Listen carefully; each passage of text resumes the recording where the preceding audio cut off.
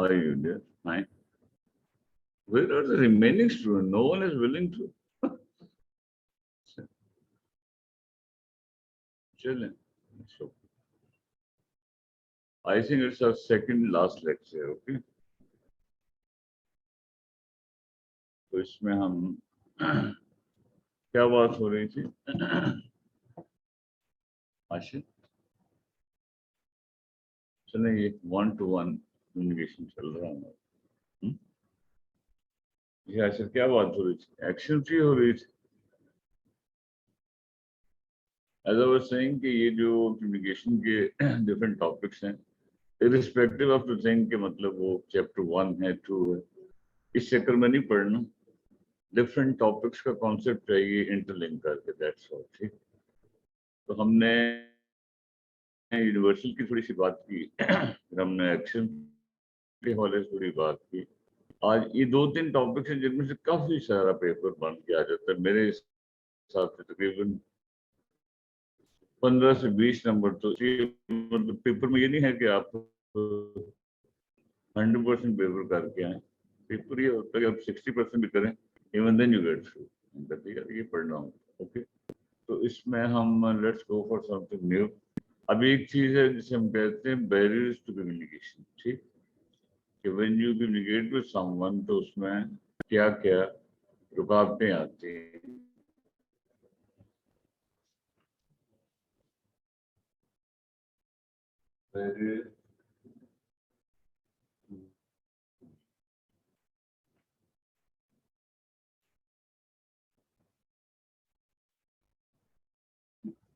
ये अक्सर बुक्स में उन्होंने ये टॉपिक दिया हुआ है, एक सफा सा दी हो रही ये बैरियर, और एग्जाम में प्रॉब्लम फिर वही होता है। तो बार बार आपसे पूछता है कि इनमें से कौन सा बैरियर स्पेसिफिक है, कौन सा जनरल है, या बैरियर का जो रियल कॉन्सेप्ट है वो क्या है।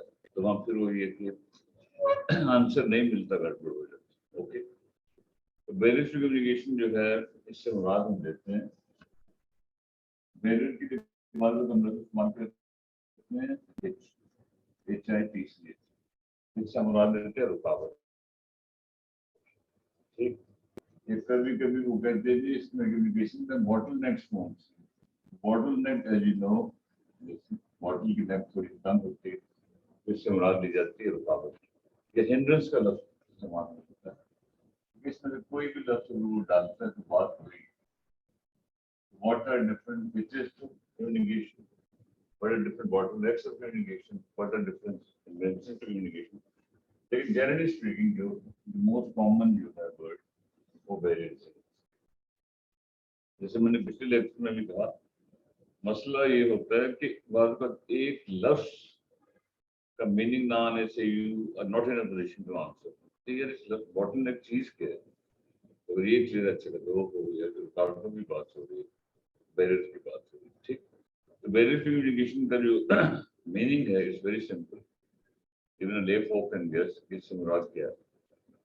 तो जब भी हम किससे कम्युनिकेट करते हैं तो उस कम्युनिकेशन में कौन कौन सी ऑब्स्टिकल्स हो सकती हैं, कौन कौन सी बैरियर आ सकते हैं।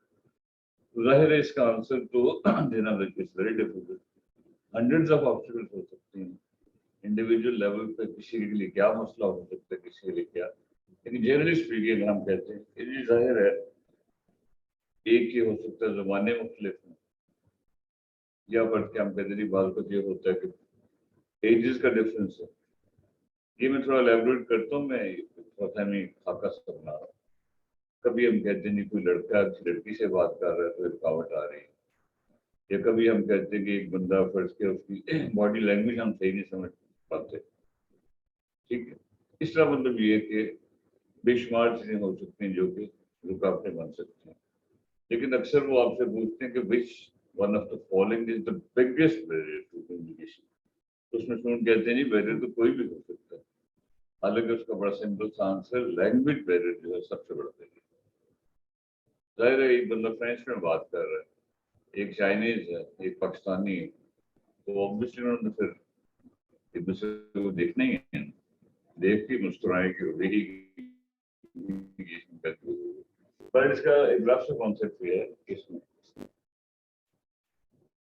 हम कहते हैं जी कि बैरियर्स टू कम्युनिकेशन को हम थोड़ा सा दो लेवल पर ले लेते हैं। कुछ को हम कहते हैं जनरल बैरियर्स, कुछ को हम कहते हैं स्पेसिफिक या डेफिनेट। देखिए ये जो भी लिख रहा हूँ ये पुरानी आयात नहीं है कि आप कहेंगे कि बिल्कुल ये भी एक थोड़ी सी बेस बनाने का एक तरीका है। बाकी आपने पेपर में इस चीज को इस्तेमाल करना, that's it. Sometime you don't know the answer of a question आप कहते, लेकिन ये कॉमन सेंस स्केचेस का आंसर ये बनता है, तो अक्सर वो ठीक होता है। Best photographer scientific. अब जनरल बैरियर्स का मतलब क्या है? जनरल बैरियर मीन्स कि वो रुकावटें कम्युनिकेशन में जो कि कहीं भी हो सकते हैं, ठीक है? किसी इदारे में, घर में, सड़क पर, किसी शादी हाल में। जनरल बैरियर्स है, इट मीन्स दोज बैरियर्स। अब मैं लिख इसको नहीं रहा, क्योंकि लिखने में थोड़ा टाइम ज़्यादा लगता है, and even got that time, थोड़ा सा अंदाजा लगाएं। जनरल बैरियर्स में जो कि कहीं भी हो सकते हैं, किसी भी जगह, आम लाइफ में, घरों में। और स्पेसिफिक बैरियर्स में दोज बैरियर्स जो कि किसी ऑर्गेनाइजेशन के अंदर होते हैं, किसी इदारे के अंदर बढ़ के कम्युनिकेट करने में जो रुकावटें होती हैं उसके अंदर डिस्कस कर। तो ये हो गया कि मतलब एनीवे कहीं भी सिंपल सा डिफाइन आप इसको खुद कर लें क्या बताना चाहते हैं। अब ये है कि इसमें एक चीज बड़ी समझने वाली ये है कि तमाम जनरल बैरियर्स स्पेसिफिक होते हैं या हो सकते हैं, लेकिन स्पेसिफिक बैरियर्स के लिए जरूरी नहीं कि जनरल हो। All general barriers can be specific, but for specific barrier it's not a must that they be general। कहना मैं क्या चाह रहा हूँ, सीधी सी बात है। कोई इदारा है फर्ज किया, वहां भी तो सारे इंसान ही काम कर रहे हैं। जैसे आम इंसानों में बैरियर बन सकते हैं, इस ऑर्गेनाइजेशन के अंदर भी कोई भी बैरियर हो सकती है। इसलिए जनरल बैरियर जो है वो एक लिहाज से स्पेसिफिक बैरियर्स का हिस्सा है, लेकिन स्पेसिफिक बैरियर्स के लिए लाजमी नहीं है कि वो जनरल हो। ये पॉइंट थोड़ा सोचे तो समझ आ जाएगी। अब जनरल बैरियर्स में जो आमतौर पर हम कहते हैं इसमें कौन कौन से बैरियर, हम कहते हैं इसमें तो कोई भी चीज जो रुकावट बनती है वो बैरियर। इसलिए इट्स वेरी डिफिकल्ट टू से कि मतलब बैरियर क्या हो सकते हैं, लेकिन जनरली स्पीकिंग कुछ बैरियर्स हम कहते हैं ये तो अक्सर होते ही होते हैं। मसलन as I just said the biggest one is language barrier, जुबान का बैरियर। शायद अगर दो ग्रुपों की, दो बंदों की जुबान ही मुख्तलिफ है, एक बंदा रशियन में बात कर रहा है तो हो सकता है आपके लिए उसको वो पानी मांग रहा है और आप सुनने की शायद बेचारे को तकलीफ हो रही, आप फर्ज के उससे सिगरेट मांग रहे हैं तो वो मुमकिन है सोचे यार बंदा पता नहीं कह रहा कि मैंने अस्पताल जाना है ऑब्वियसली। तो फिर वो बॉडी लैंग्वेज से थोड़ा बहुत बंदा गैस करता है क्या कहना चाह रहा है।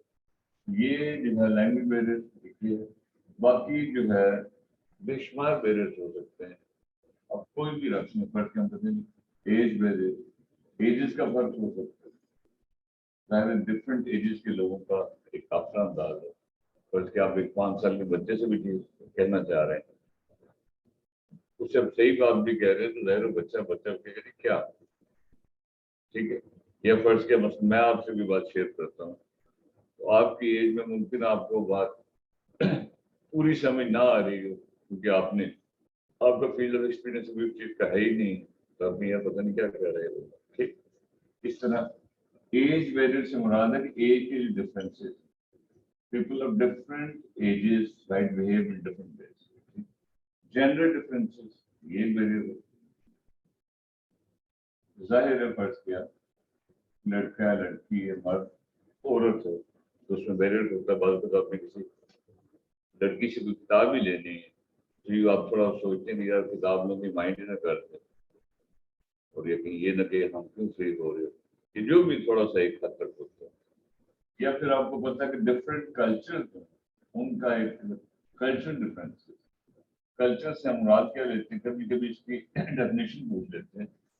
कल्चर से हम मुराद लेते हैं किसी भी जगह का जो ट्रेडिशंस हैं, जो नॉर्म्स हैं, जो वैल्यूज हैं, उनकी जो कलेक्शन है वो उस जगह का कल्चर है।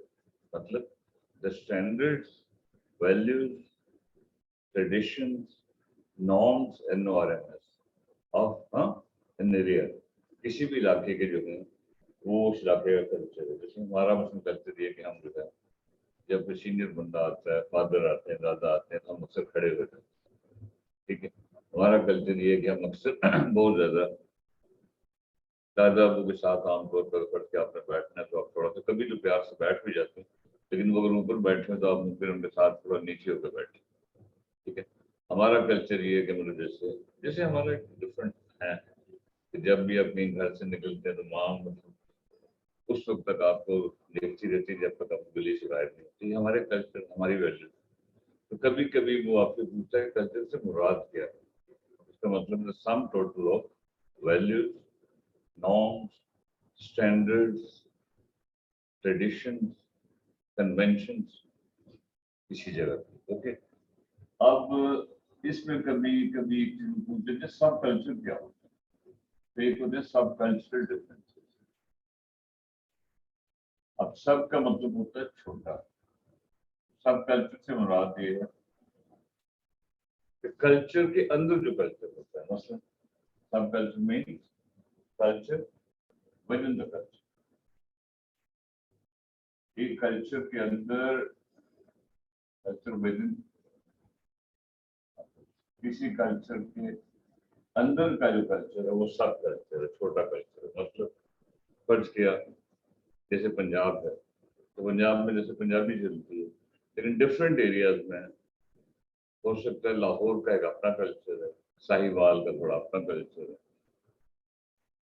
फैसलाबाद का जो सब कल्चर उनकी मुंह पे रवायत थोड़ी सी हमसे मुख्तलिफ है। मसलन ये कि बस फर्ज के फैसलाबाद के सब कल्चर में आप सब जानते ही हैं बफनरी है, जुगतबाजी बहुत ज्यादा है, उनका एक अपना स्टाइल है। लाहौर में जैसे फोर मिक्स फॉर्म चीजें खाने पीने का मतलब एक माहौल रहता है। किसी कल्चर के अंदर जो कल्चर यानी कि मेन चीज एक ही है, लेकिन उसके अंदर जो एक फर्क है वो सब कल्चर। कभी कभी उसकी डेफिनेशन पूछते हैं सब कल्चर इस तरह, मतलब ये आपके सोशल डिफरेंस, ये बहुत बड़ा बैरियर है सोशल डिफरेंस। मतलब जाहिर है एक बंदा फर्ज किया सीनियर है, जूनियर है, बड़ा है, छोटा, या एक बंदा फर्ज किया पैसे वाला है, गरीब है, थोड़ा सा एक आता ही है ना। मतलब फर्ज के यहाँ लाहौर में फर्ज किया फर्स्ट टाइम को बंदा डिफेंस जाता है उसको समझ नहीं आती कि यार यहाँ जाने में ये तो नहीं कि मुझे इतराज उठाएं, या ये फर्ज के रूटीन का रिक्शा विक्शा वहाँ जा भी सकता है कि नहीं, तो आपको पता कि नहीं जा सकता। तो ये सोशल डिफरेंस आपका स्टेटस का फर्क, आपका जो भी पैसे का फर्क, ये जो भी सोसाइटी में डिफरेंस।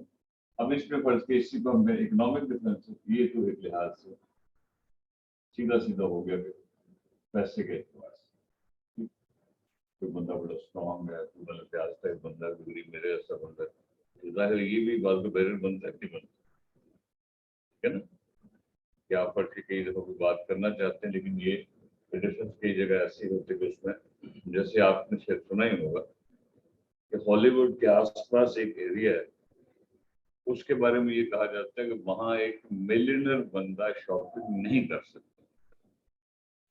तो आप देख लें इकोनॉमिक डिफरेंस इतने होते हैं कि मिलियनर बंदा शॉपिंग नहीं कर सकता, that is the area of billionaire. उसमें सारे हॉलीवुड के जो मेन मेन है, जो अरबपति बल्कि बात खरबपति लोग हैं, दे गो फॉर शॉपिंग। जाहिर एक फर्क आ जाता है ना बैरियर आता है। ओके, वो अलग बात है कि मतलब इस्लामिक पॉइंट ऑफ व्यू से कुछ भी नहीं, इससे क्या फर्क पड़ता है, लेकिन दुनियावी एतबार से और फर्ज के रिलीजियस डिफरेंसेस बात कर सकते हैं, मजहबी डिफरेंसेस, ये एक बैरियर बनता है। फर्ज के मैं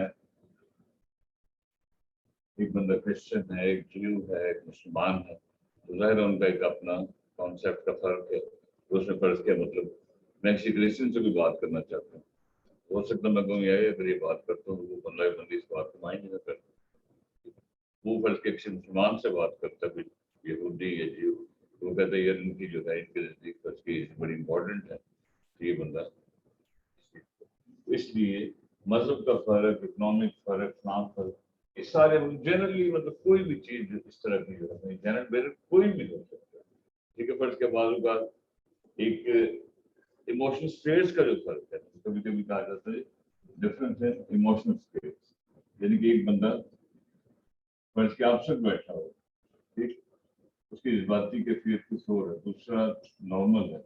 मतलब मैं कुछ पे परेशान बैठा हूँ तो मैं इस वजह से बैरियर आ रहा है, मैं कहता हूँ, यार मेरा बात करने का दिल ही नहीं कर रहा। पिछला देर कैन बी 100 है, ये नहीं हम कह सकते कि यही है, लेकिन ये आम तौर पर इनमें से। अब इसमें एक बात जो अक्सर पेपर में पूछ रहे हैं वो बड़ी आपको होनी चाहिए, और जो मैं कोशिश कर रहा हूँ बताने की कि भाई इस तरह पूछते हैं, उस बात को थोड़ा सा अपने ध्यान में रखना। पेपर में एक पक्का क्वेश्चन ये पूछ रहे हैं कि पूछते हैं कि लैंग्वेज बैरियर जो है, इस लैंग्वेज को हम कितने लेवल पे ले सकते हैं। एक लैंग्वेज लैंग्वेज की बात कर रहा हूँ।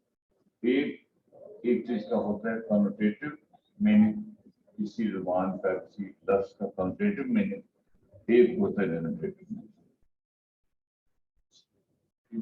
ये अक्सर वो पूछता है जी what's meant by connotative meaning, what's meant by denotative meaning.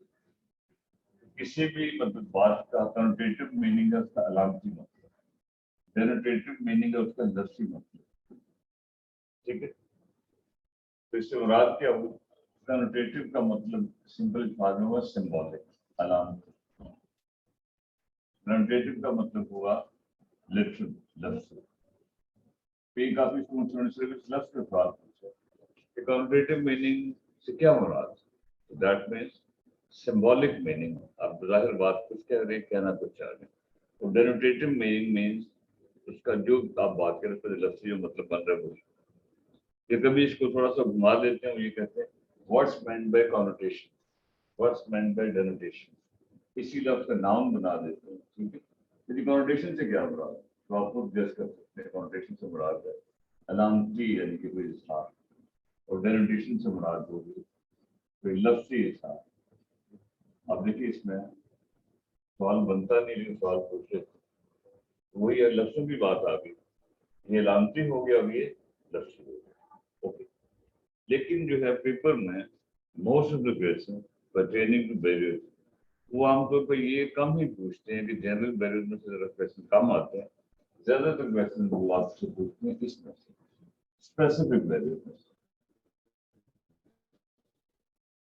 Specific, जैसे मैंने कहा तो आप कहेंगे डेफिनेट बैरियर, दैट मीन्स वो बैरियर जो भी किसी ऑर्गेनाइजेशन के अंदर जो रुकावटें हो सकती हैं उनको हम कहते हैं जी स्पेसिफिक बैरियर। क्लियर? अब इसमें मेरे हिसाब से 3-4 नंबर का सवाल आता ही आता है तकरीबन सब। उसकी वजह इसमें क्या होता है, इसमें जैसे एवरीथिंग इज देयर, हर चीज हो सकती है, कोई भी जनरल बैरियर हो सकता है, age difference, gender difference, cultural difference, ये सारे हो सकते हैं। लेकिन इन एडिशन टू दैट और क्या हो सकता है जो पेपर में आप हुए है कंपेनी, इसमें जो है जी वैसे कुछ भी हो सकता है, लेकिन स्टेटस बैरियर बहुत बड़ा बैरियर या स्ट्रक्चरल बैरियर, ये एक बहुत बड़ा बैरियर। थोड़ा हम एलेबोरेट करते हैं, मैं क्या समझ रहा हूँ।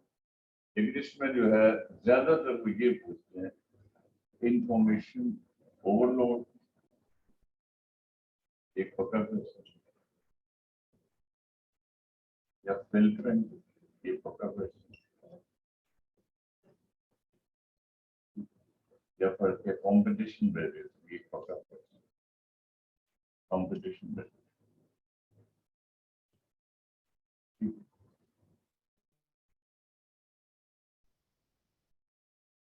इनमें से कोई ना कोई तो आपसे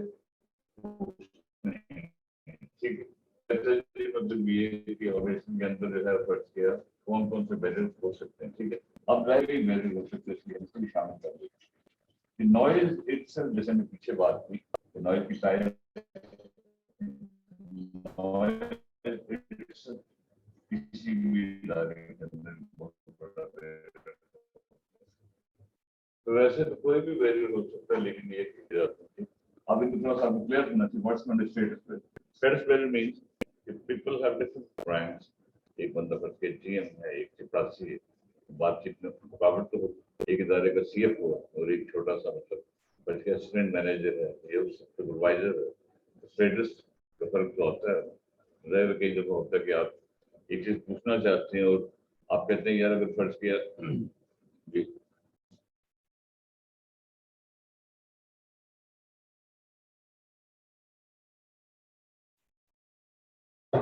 CFO के कमरे में अगर चले गए तो इस बात पे मसला ना हो जाए, ठीक है। तो इसलिए आप थोड़ा सा एहतियात से चलते हैं। आमदनी स्टेटस से मुराद एक बंदा सीनियर है, एक पैसे वाला है अपना, तो यहाँ ये कि एक बंदा आपका जो क्या कहते हैं स्लॉट जो है तो जिस उस पर है, ये जो है जिसे हम कहते हैं स्टेटस से मुराद है कि नॉट्स नॉट्स से हम मुराद लेते हैं या स्लॉट्स से मुराद लेते हैं कोई भी जो आपने हायरार्किकल लेवल जो है, जो आपका हायरार्किकल लेवल है, एमडी का अपनी नॉट्स है, ठीक है, जीएम की अपनी है, नीचे अपनी, सर ये जाहिर है स्ट्रक्चरल बैरियर से क्या मुराद है? तो समटाइम कुछ ऑर्गेनाइजेशन में उनका स्ट्रक्चर ऐसा होता है कि आपने एक बात दे चाहते हैं और आप कहते हैं यार उनका सिस्टम इस तरह का है कि ये तो आप एप्लीकेशन डायरेक्ट दे नहीं सकते, आपने फलां चीज देनी होगी, वो फिर आगे उसको मार्क करेंगे, फिर ऊपर जाएगी, ऊपर ऊपर ऊपर, जैसे आर्मी में है कि मतलब ये सिस्टम है पूरा स्ट्रक्चर, यानी कि इस तरह का है कि उसमें जैसे मसला ICM में कुछ इदारों में स्ट्रक्चर थोड़ा सिंपल होता है, कुछ में थोड़ा कॉम्प्लिकेटेड होता है। तो जाहिर है जहाँ कॉम्प्लिकेटेड है तो वहाँ चांस ये है कि थोड़ा सा कम्युनिकेशन का प्रॉब्लम, जैसे आप ब्यूरोक्रेसी अब सब जानते हैं, सरकारी अफसरों की हुकूमत, तो उसमें क्या होता है आपने कोई चीज करते हैं तो कई दफा 6 महीने साल गुजर जाते हैं, कहते हैं जी अभी तो वो फाइल ऊपर जा रही है, अभी तो सेक्शन ऑफिसर तक गई है, अभी तो फिर डिप्टी सेक्रेटरी तक गई है, फिर जो है एडिशनल सेक्रेटरी तक गई है, फिर करते करते ठीक है। स्ट्रक्चर मतलब ये किसी इदारे का क्या है कि listing itself is a failure. अब इसमें कई दफा वो आपसे ये पूछ लेते हैं कि स्ट्रक्चर बेसिकली कितने टाइप का होता है। तो वैसे स्ट्रक्चर की बेशुमार टाइप्स है, वैसे क्लियर करना मुश्किल है, लेकिन जो बुनियादी जो है एक फ्लैट स्ट्रक्चर और एक है जिसे क्या कहते हैं कॉम्प्लिकेटेड टाइप स्ट्रक्चर या उसको क्या टॉल स्ट्रक्चर। हमारे structure is basically two type, flat and tall. Flat structure को बात करना कहते हैं सिंपल स्ट्रक्चर, सिंपल। तो टॉल को हम बात कहते हैं बड़ा कॉम्प्लिकेटेड स्ट्रक्चर। दो तरह का स्ट्रक्चर होता है। कभी कभी उन्होंने ये भी पूछा जी कि एक इदारा फर्ज के उसमें हायरार्किकल लेवल बहुत ज्यादा है, ठीक है ना, जैसे आपने देखा होगा कि बड़े बड़े ग्रुप हैं तो उनमें तो बड़ा एक कॉम्प्लिकेटेड स्ट्रक्चर होता है, उनमें तो फर्ज की GM ही नहीं खत्म होते, GM research, GM planning, GM procurement, GM फलाना। अगर ये फ्लैट स्ट्रक्चर है इसका मतलब क्या होगा? In simple word flat structure वो होगा जहाँ पे हायरार्किकल लेवल, देखिए इस पॉइंट पर हमने ये जो लफ्ज पढ़ने का स्लॉट से मुराद आपका हायरार्किकल लेवल, नॉट से मुराद आपका हायरार्किकल लेवल जो आपका एक या टेक्निकली बात करें मुश्किल इस्तेमाल टायर TIER। टायर में हम कहते हैं उसका टायर क्या है, हम कहते हैं उसका टायर MD, यानी कि जो आपकी जो ग्रेड्स है ये लेवल, ठीक। तो कभी कभी वो इस लफ्ज से आंसर काबू नहीं आता, ठीक। तो जितने मतलब टायर्स कम होंगे फ्लैट स्ट्रक्चर में तो नंबर ऑफ टायर ग्रुप भी कम हो फर्ज के। हम कहीं वो इदारा है उसमें कोई ऐसा सिंपल सा सिस्टम है उनका कि फर्ज किया एक दो बंदे नीचे हैं, उनके ऊपर एक मैनेजर है और उनके ऊपर मालिक बैठे हैं, ठीक है। इसमें जाहिर है स्लॉट्स के नॉचेज या टायर या हायरार्किकल लेवल जो है वो कम है, हम कहते हैं सिंपल स्ट्रक्चर। क्या मतलब ये तो बिल्कुल ही सिंपल हुआ, इससे थोड़ा सा अगर आगे भी चले जाए हम कहते हैं बस उसमें ये है कि इस तरह दो तीन लोग हैं, एक सुपरवाइजर है, उसके ऊपर फर्ज किया एक मैनेजर है, मैनेजर के ऊपर जो है वो मालकान बैठे, तो ये सिंपल स्ट्रक्चर। इंट्रिकेट ये कॉम्प्लिकेटेड, इसको इंग्लिश में मालूम है इंट्रिकेट, इंट्रिकेट में पेचीदा, दैट मींस स्ट्रक्चर बड़ा कॉम्प्लिकेटेड, इसमें जाहिर the number of tires, the number of notches, the number of slots वो बहुत ज्यादा होगा। इसमें जैसे जितने भी बड़े बड़े ग्रुप हैं इसके फेसबुक है, ठीक है, जनरल टायर वाले हैं, माइक्रोसॉफ्ट है, Amazon.com है, तो ऑब्वियसली उनका तो बड़ा कॉम्प्लिकेटेड स्ट्रक्चर है। तो जाहिर है जितना स्ट्रक्चर कॉम्प्लिकेटेड हो उतना ही चांस ये है कम्युनिकेशन प्रोसेस स्लो होगा उसमें रुकावट आएगी। लेकिन इट्स नॉट अ मस्ट। इस बात को उन्होंने ये सवाल पूछा कि is it a must that in complicated communication structure, communication process would be comparatively slow, आहिस्ता होगा। तो सुन कहते हैं हाँ जी जाहिर है, लेकिन जाहिर नहीं, ये लाजमी नहीं है कि कॉम्प्लिकेटेड स्ट्रक्चर में कम्युनिकेशन प्रोसेस स्लो हो, क्योंकि बार बार ये भी देखा गया कि आपने बाहर से कोई इंफॉर्मेशन मंगवानी है, इंग्लैंड से, कनाडा से, तो वो आपको कई दफा दूसरे दिन मिल जाती है। फर्ज के आइल्स के कोर्स के लिए आप कहते हैं कि उसमें क्या कुछ होता है, तो इधर बात सिंपल से सिस्टम में मुतलका बंदा ही कभी नहीं मिलता है, वो कहता है अच्छा जी मेरे पास टाइम नहीं था, मैंने फलां को कहा नहीं। ये लाजमी नहीं है, बात है कितना ऑर्गेनाइज कोई सिस्टम है। अगर सिस्टम बड़ा ऑर्गेनाइज हो, तो in that case even in case of complicated structures communication process can be speed. इसलिए एग्जाम में ख्याल ये रखना है सवाल पूछ क्या रहा है, ये नहीं एक रटी रटाई वाली टॉल स्ट्रक्चर है पेचीदा, मुझे कुछ सवाल को किस तरह ले रहा है। अगर वो कहता है जी कि मतलब क्या लाजमी है कि पेचीदा स्ट्रक्चर में कम्युनिकेशन स्लो काम करते, लाजमी तो नहीं। लेकिन फर्स्ट ये कहता है generally speaking communication process slow किस में होगा, तो हम कहेंगे ज्यादा टॉल। ओके, इस तरह के सवाल पूछते हैं। अब ये जो है दो तीन चीजें ये समझे कि बिल्कुल हर जगह ही मौजूद है हर बंदे के लिए। इंफॉर्मेशन ओवरलोड, इससे क्या मुराद है, इसको हम थोड़ा सा विषय, ठीक है, हम थोड़ा सा इसको एक एक करके दे देते हैं। करंटली मैं इसमें बात करने जा रहा हूँ इंफॉर्मेशन ओवरलोड।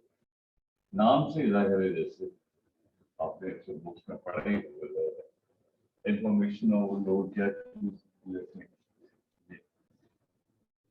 इंफॉर्मेशन ओवरलोड से हम मुराद लेते हैं कि ऐसी सिचुएशन जिसको हम हल्की सी इसकी बेसिक डेफिनेशन टाइप लिख लें, क्योंकि ये पक्की चीज है। हम कहते इंफॉर्मेशन ओवरलोड हम यूं डिफाइन कर सकते हैं इज आ सिचुएशन, एक ऐसी situation in which there is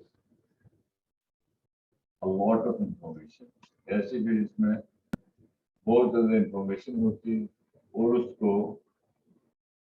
manage करना मुश्किल होता है। That is beyond the processing capacity. यानी उसको प्रोसेस करना, उसको यानी कि चलाना वो मुश्किल होता है। मतलब सिंपल वर्ड्स क्या बात हुई, ऐसी सिचुएशन जिसमें इंफॉर्मेशन ज्यादा हो तो समझ ना आए कि यार इसमें, ठीक है ना, फर्ज क्या कि आपसे कहते हैं यार बीसी की तैयारी कहाँ से करें, तो इंफॉर्मेशन ओवरलोड है कि आपको 20 किताबें को दे, तो वो कहते हैं मर्फी की किताब बड़ी अच्छी है, कोई कहते लुजन की बुक है जी, कोई कहता है बॉबी की बुक है, कोई कहता है रॉबिन्स की बुक बड़ी अच्छी है, कोई कहता है शेमे की बुक अच्छी है। तो ये एक आपके लिए जब इंफॉर्मेशन ज्यादा हो तो बंदा कहते इसको मैं कैसे मतलब लेके चलूँ, क्या ये इंफॉर्मेशन हो। तो जनरली स्पीकिंग ये है कि बस इंफॉर्मेशन ज्यादा है और उसको मैनेज करना थोड़ा मुश्किल हो रहा है, ठीक। लेकिन कभी कभी थोड़ी सी डेप्थ में चले जाते हैं, तो कहते हैं जी ये अगर ऐसी सिचुएशन है कि suppose you download something from the net, net से आपने एक चीज डाउनलोड की और उसमें आपने देखा कि आपने 20 सफ़े डाउनलोड किए, उसमें से आपने कहा 20 सफ़ों में मुझे टॉपिक समझ नहीं आया, तो कहते हैं ये क्या चीज, इंफॉर्मेशन ओवरलोड है ये नहीं, ये भी इंफॉर्मेशन ओवरलोड है। इसमें ये तो इसकी बेसिक डेफिनेशन और इसके साथ ये भी आपके वर्ड है ऐसी सिचुएशन जिसमें पर्टिनेंट होता है, जो चीज बड़ी रेलेवेंट, ठीक है, टू द पॉइंट। पर्टिनेंट के साथ अगर इम्पर्टिनेंट मीन्स इररेलेवेंट, ठीक, ये मुतल्लिका है और ये मुतल्लिका नहीं लिखा, मुतल्लिका और ये गैर मुतल्लिका, ठीक। तो कहते हैं जब पर्टिनेंट चीज के साथ इम्पर्टिनेंट भी आ जाए तो ये भी इंफॉर्मेशन होगी। आपने 20 सफ़े लिए, डाउनलोड किए और यू वर थिंकिंग कि भाई ला ये चीज मुझे समझ आ गई, जब आपने पढ़ा तो आपने यार 20 सफ़े पढ़ के भी समझ तो कुछ नहीं आ रहा, तो इसमें ये भी इंफॉर्मेशन होगी कि आपने इम्पर्टिनेंट चीजें उसके साथ आ गई, मुमकिन है कुछ रेलेवेंट या पर्टिनेंट भी हो, लेकिन ये गैर मुतल्लिका भी जब हो तो ये इंफॉर्मेशन होगी। इसलिए तो चलो ठीक है ना, पर्टिनेंट चीज तो रेलेवेंट होती है, तो उसके साथ जब गैर मुतल्लिका रेलेवेंट चीजें में तो ये इन्फॉर्मेशन होती है। तो इसकी अक्सर ये आप डेफिनेशन पूछता है या कोई सिचुएशन दे देगा, जैसे अभी आपको मैं कह रहा हूँ कि ये एक इदारा है, उसका मतलब ये कि तरह तरह की इंफॉर्मेशन आ रही है दिस, और जो है वहाँ के एम्प्लॉयज वो कहते हैं यार अब क्या करें, इसमें किसको लेके चलें, कैसे करें, क्या सिचुएशन की इंफॉर्मेशन ओवरलोड। तो इंफॉर्मेशन ओवरलोड ज्यादा जब होगा तो that will lead to some workload बन जाएगा, उससे काम का, समझ आ रही, इंफॉर्मेशन बहुत ज्यादा हो फिर जैसे काम बढ़ गया तो उसको technically as a result of that workload हो जाएगा, मुमकिन आपसे वर्कलोड का बोझ। आगे चले, मैंने आपको बताया इसमें फिल्टरिंग एक चीज है, ये भी पेपर का पक्का question. What's meant by filtering? It's one of the barriers.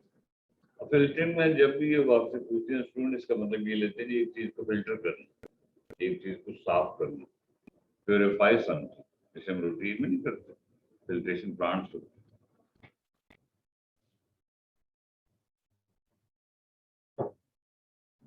हालांकि फिल्टरिंग का मतलब ये नहीं है, फिल्टरिंग से मुराद होती है कि एक चीज को जानबूझ के, फर्ज किया ऊपर से एक ऑर्डर आया, ठीक है, फर्ज किया ऐसे में एक डायरेक्टर ने एक ऑर्डर दिया और उन्होंने फर्ज किया मुझे कहा जी स्टूडेंट्स को ये बात बता दो। फिल्टरिंग से मुराद ये है कि मैं ये फील करता हूँ कि अगर ये मैं ये बात आगे मैसेज इसको आगे पहुंचा देता हूँ तो इसमें तो मेरे ख्याल मेरी जॉब भी खतरे में आ रही है, इसमें स्टूडेंट्स मेरे खिलाफ हो जाएंगे, इसमें तो उल्टा मुझे नुकसान होगा।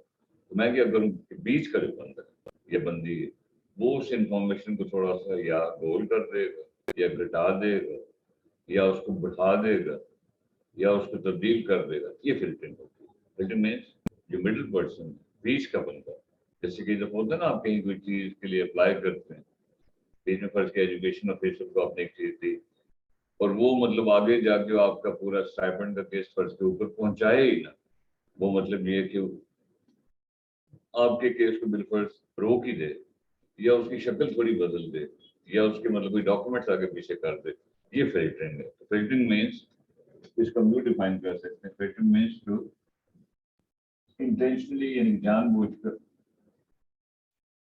actually suppress the one, delete, modify and information। किसी भी इंफॉर्मेशन को मतलब उसमें कोई घटा वाला कर देना, उसमें आप कोई चीज मतलब गायब कर दी, कुछ बढ़ा दी, कुछ दबा दी, रिवाइव भी कर दी, ये फिल्टरिंग है। और आमतौर पर ये कि फिल्टरिंग का मकसद क्या होता है, फिल्टरिंग का मकसद यही होता है कि ताकि आपको एक मतलब ये वेस्टर्न इंटरेस्ट की वजह से होती है ना, आपकी वेस्टर्न इंटरेस्ट में आपकी जो जाती है वेस्टर्न इंटरेस्ट, आप अपना फायदा सोचते हैं, ये फिल्टरिंग एक लिहाज से कोई इतना पॉजिटिव काम नहीं है, इट इज समथिंग नेगेटिव। तो let me bring a new marker here just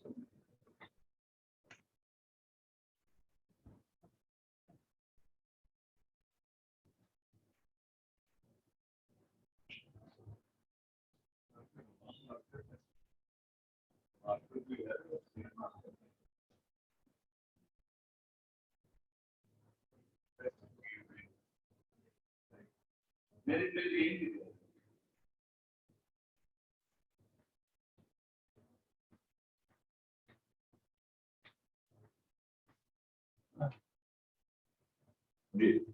I was saying कि filtering means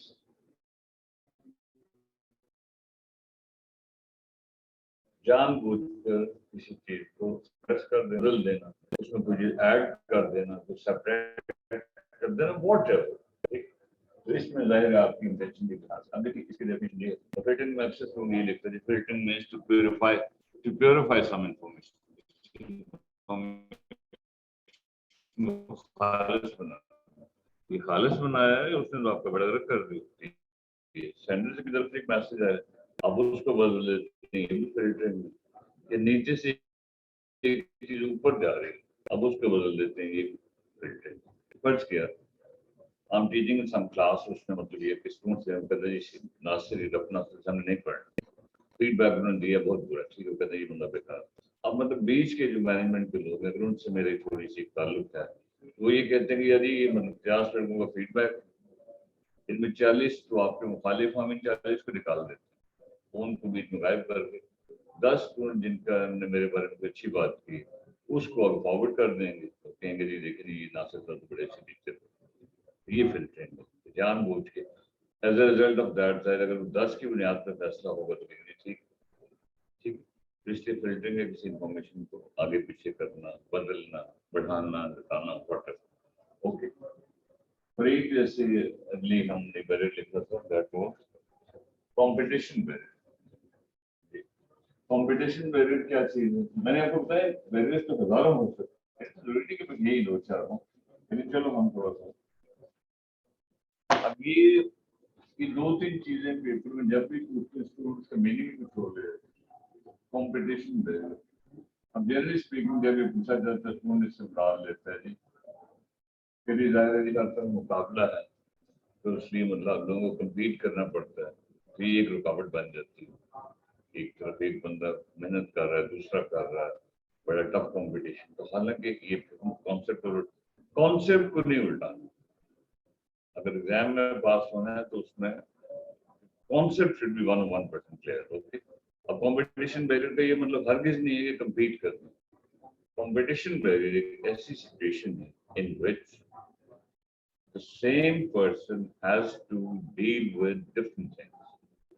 इसका क्यों डिफाइन कर लें, थोड़ा लिख देता हूँ पेपर की पब्लिक। It's a situation कि ऐसी सूरत हाल है in which the same person, एक ही बंदा है बंदी है, has to करना पड़ता है deal with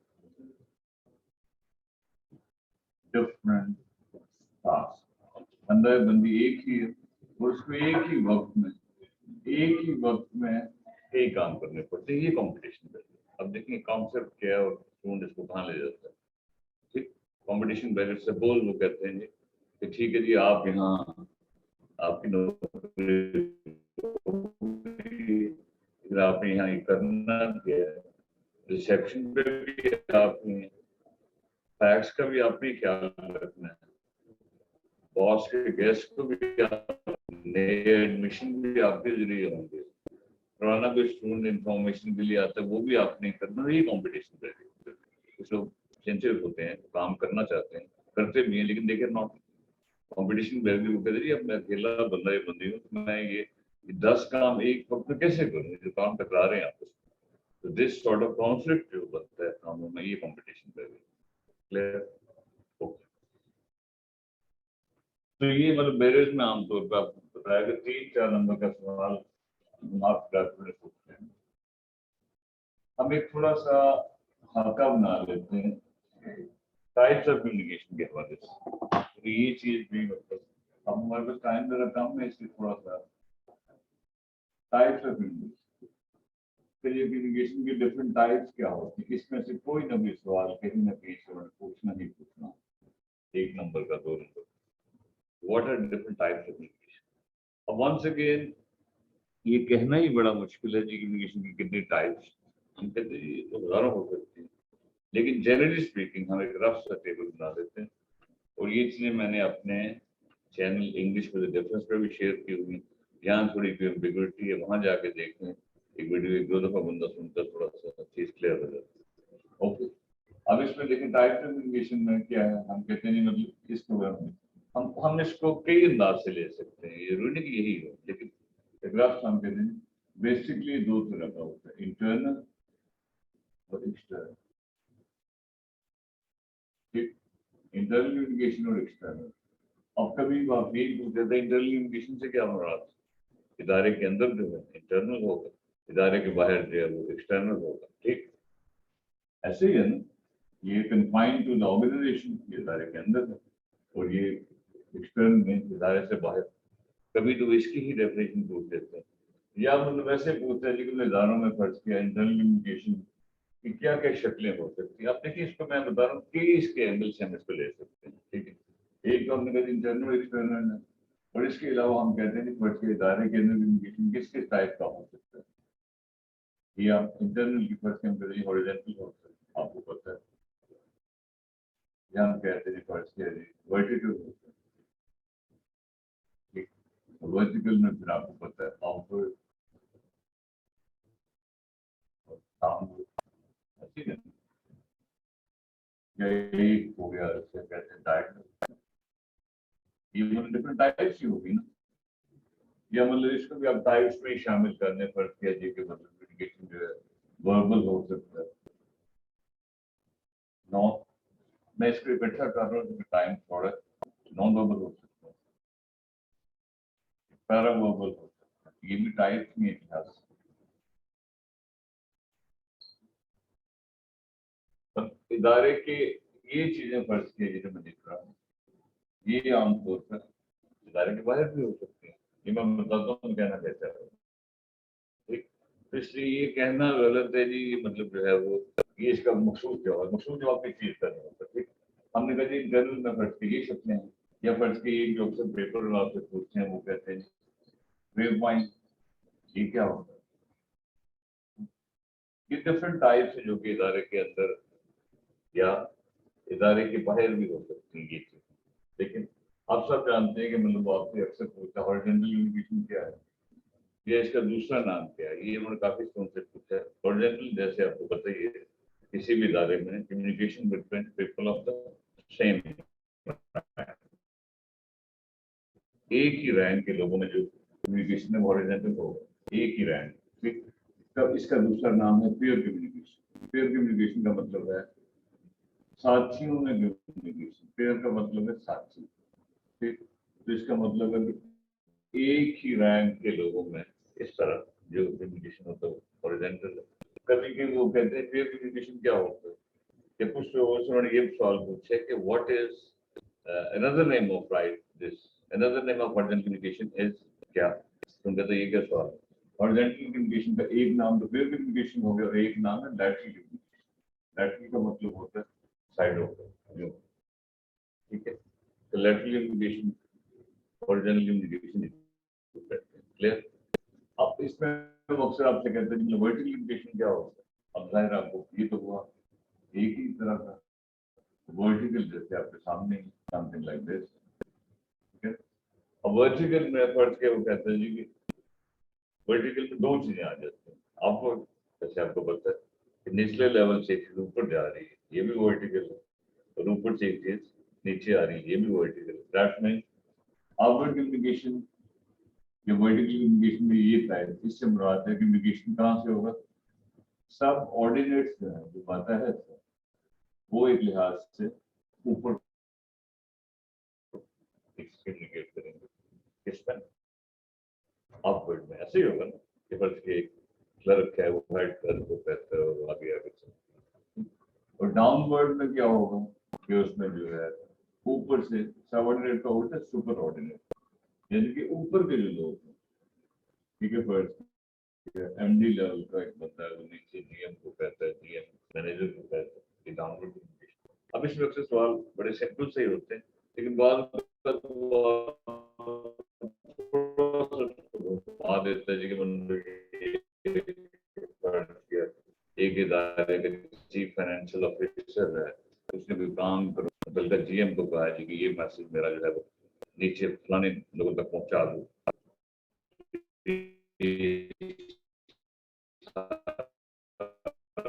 कौन सा मतलब कहानी होती कहानी डाउनलोड पढ़ के कहते हैं कि मुलाजमीन हैं वो बड़े अपसेट हैं, उन्हें समझ नहीं आ रही कि उनके मसाइल का हल क्या करें, तो वो मिल के कोई जो है दरख्वास्त देते हैं या स्ट्राइक ने अपने को बता दिए ये कौन सा रही आपको, ठीक, जैसे मर्जी घुमाए इसमें कोई समस्या नहीं, ये अक्सर पूछे डायगनल कम्युनिकेशन क्या होता है, डायगनल का मतलब हम पता ही है, डायगनल इज समथिंग जो सीधी ना हो, जैसे आप जानते हैं मैथ्स पर पढ़ा हो थोड़ी सी यूं, तो डायगनल कम्युनिकेशन को हम कैसे डिफाइन कर सकते हैं, communication between people of roughly different जो भी different ranks ranks भी लोग जो मुख्तलिफ हैं और रैंक्स एंड डिपार्टमेंट। डिपार्टमेंट्स भी हो सकता है मुख्तलिफ। मतलब इसमें वो जो रूटीन का जो आपको पता है कि जो रूटीन कम्युनिकेशन है ऊपर से नीचे, उसे हम क्या कहते हैं? जैसे मतलब ऊपर से नीचे चली है, नीचे नीचे से हम कहते हैं कम्युनिकेशन चेन ऑफ कमांड से हो रहा है। यानी चेन ऑफ कमांड का जानते हैं, ये भी पूछ लेते हैं कभी कभी चेन ऑफ कमांड होती है।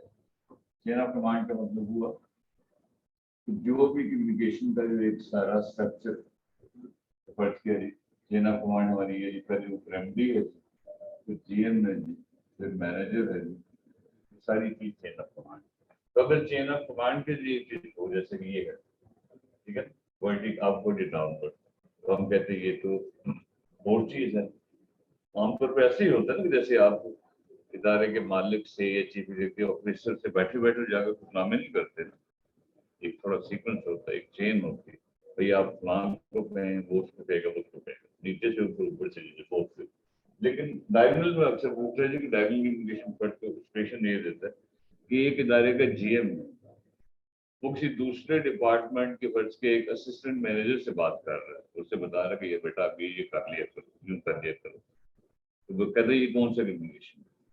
जब हायरार्की टूट जाए, डिपार्टमेंट्स बदल जाए, रैंक्स का फर्क खत्म हो जाए, तो फिर ये डायगोनल फर्ज के एक इदारे का चपरासी है तो दूसरे इदारे के फर्ज के जो है किसी सीनियर मैनेजर के पास बैठा उनसे कह रहा है जी ये लोग हो रहा है, मेरे साथ काम हो रहा है, तो कहते हैं ये कौन सा कम्युनिकेशन? तो ये डायगोनल हो जाएगा। ठीक, मैंने आपको बताया कि सिनेरियो दे या डेफिनेशन पूछे, थोड़ी सी खोपड़ी इस्तेमाल करें इसको।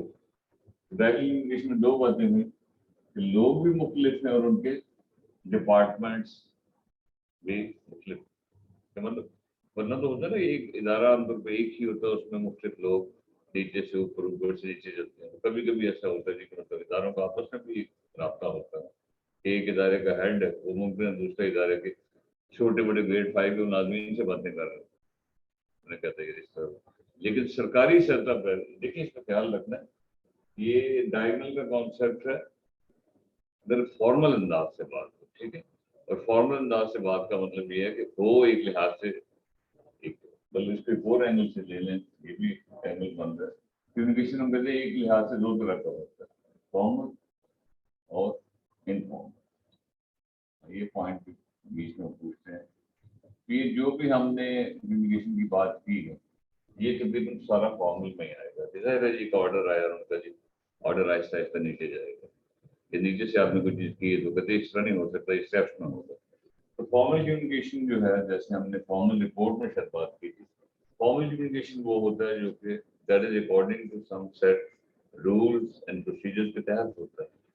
उसका एक डेफिनेट पैटर्न होता है, एक मखसूस अंदाज से एक चीज चलती है और फिर स्टेप्स में जाती है। ठीक है, मतलब इसमें फॉर्मल कम्युनिकेशन में क्या होगा, रूल्स होंगे और एक लिहाज से पूरा पहले से मतलब एक पूरा एक सेट जो है वो पैटर्न होगा।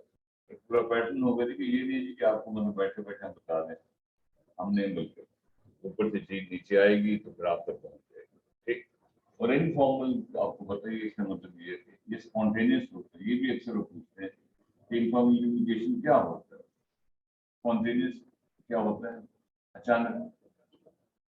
कहते हैं इनफॉर्मल कम्युनिकेशन में जो रूल्स होते हैं, ज़ाब्ते होते हैं, ये नहीं होते। तो हम कहेंगे no, it is just spontaneous, इसमें कोई देयर नो रूल्स और इस तरह की कहानी नहीं होती। ठीक, तो इसलिए मतलब ये कहना बड़ा गलत है जी, इसकी कम्युनिकेशन की कहाँ टाइप्स, अभी टाइप्स क्या हैं, बेशुमार टाइप्स हो सकती है, जिसका मर्जी पकड़ लो। ठीक, ये वो आपसे पूछ सकता है। अब इसमें जो मैं बात, ये जो मैंने हमने बात की, ये तो सारा फॉर्मेट में ही आएगा। अब देखिए इसमें जो पेपर में एक थोड़ा सा वो कंफ्यूजन देखने में आता है, ये है, तो ये सवाल पूछता है जी इनफॉर्मल कम्युनिकेशन जो, और ये जो है ग्रेव पॉइंट, क्या ये एक ही चीज है? तो अक्सर मतलब बुक्स में थोड़ा सा इस तरह का कॉन्सेप्ट है कि जैसे ग्रेव पॉइंट कम्युनिकेशन जो है वो इनफॉर्मल कम्युनिकेशन को कहते हैं। अब हम आपसे इस टाइम मतलब मैं अकेले बेचारा भूल ही जा रहा हूँ, अगर आप लोग थोड़े सामने होते तो मैं ज्यादा बेहतर अंदाज से क्लियर कर सकता।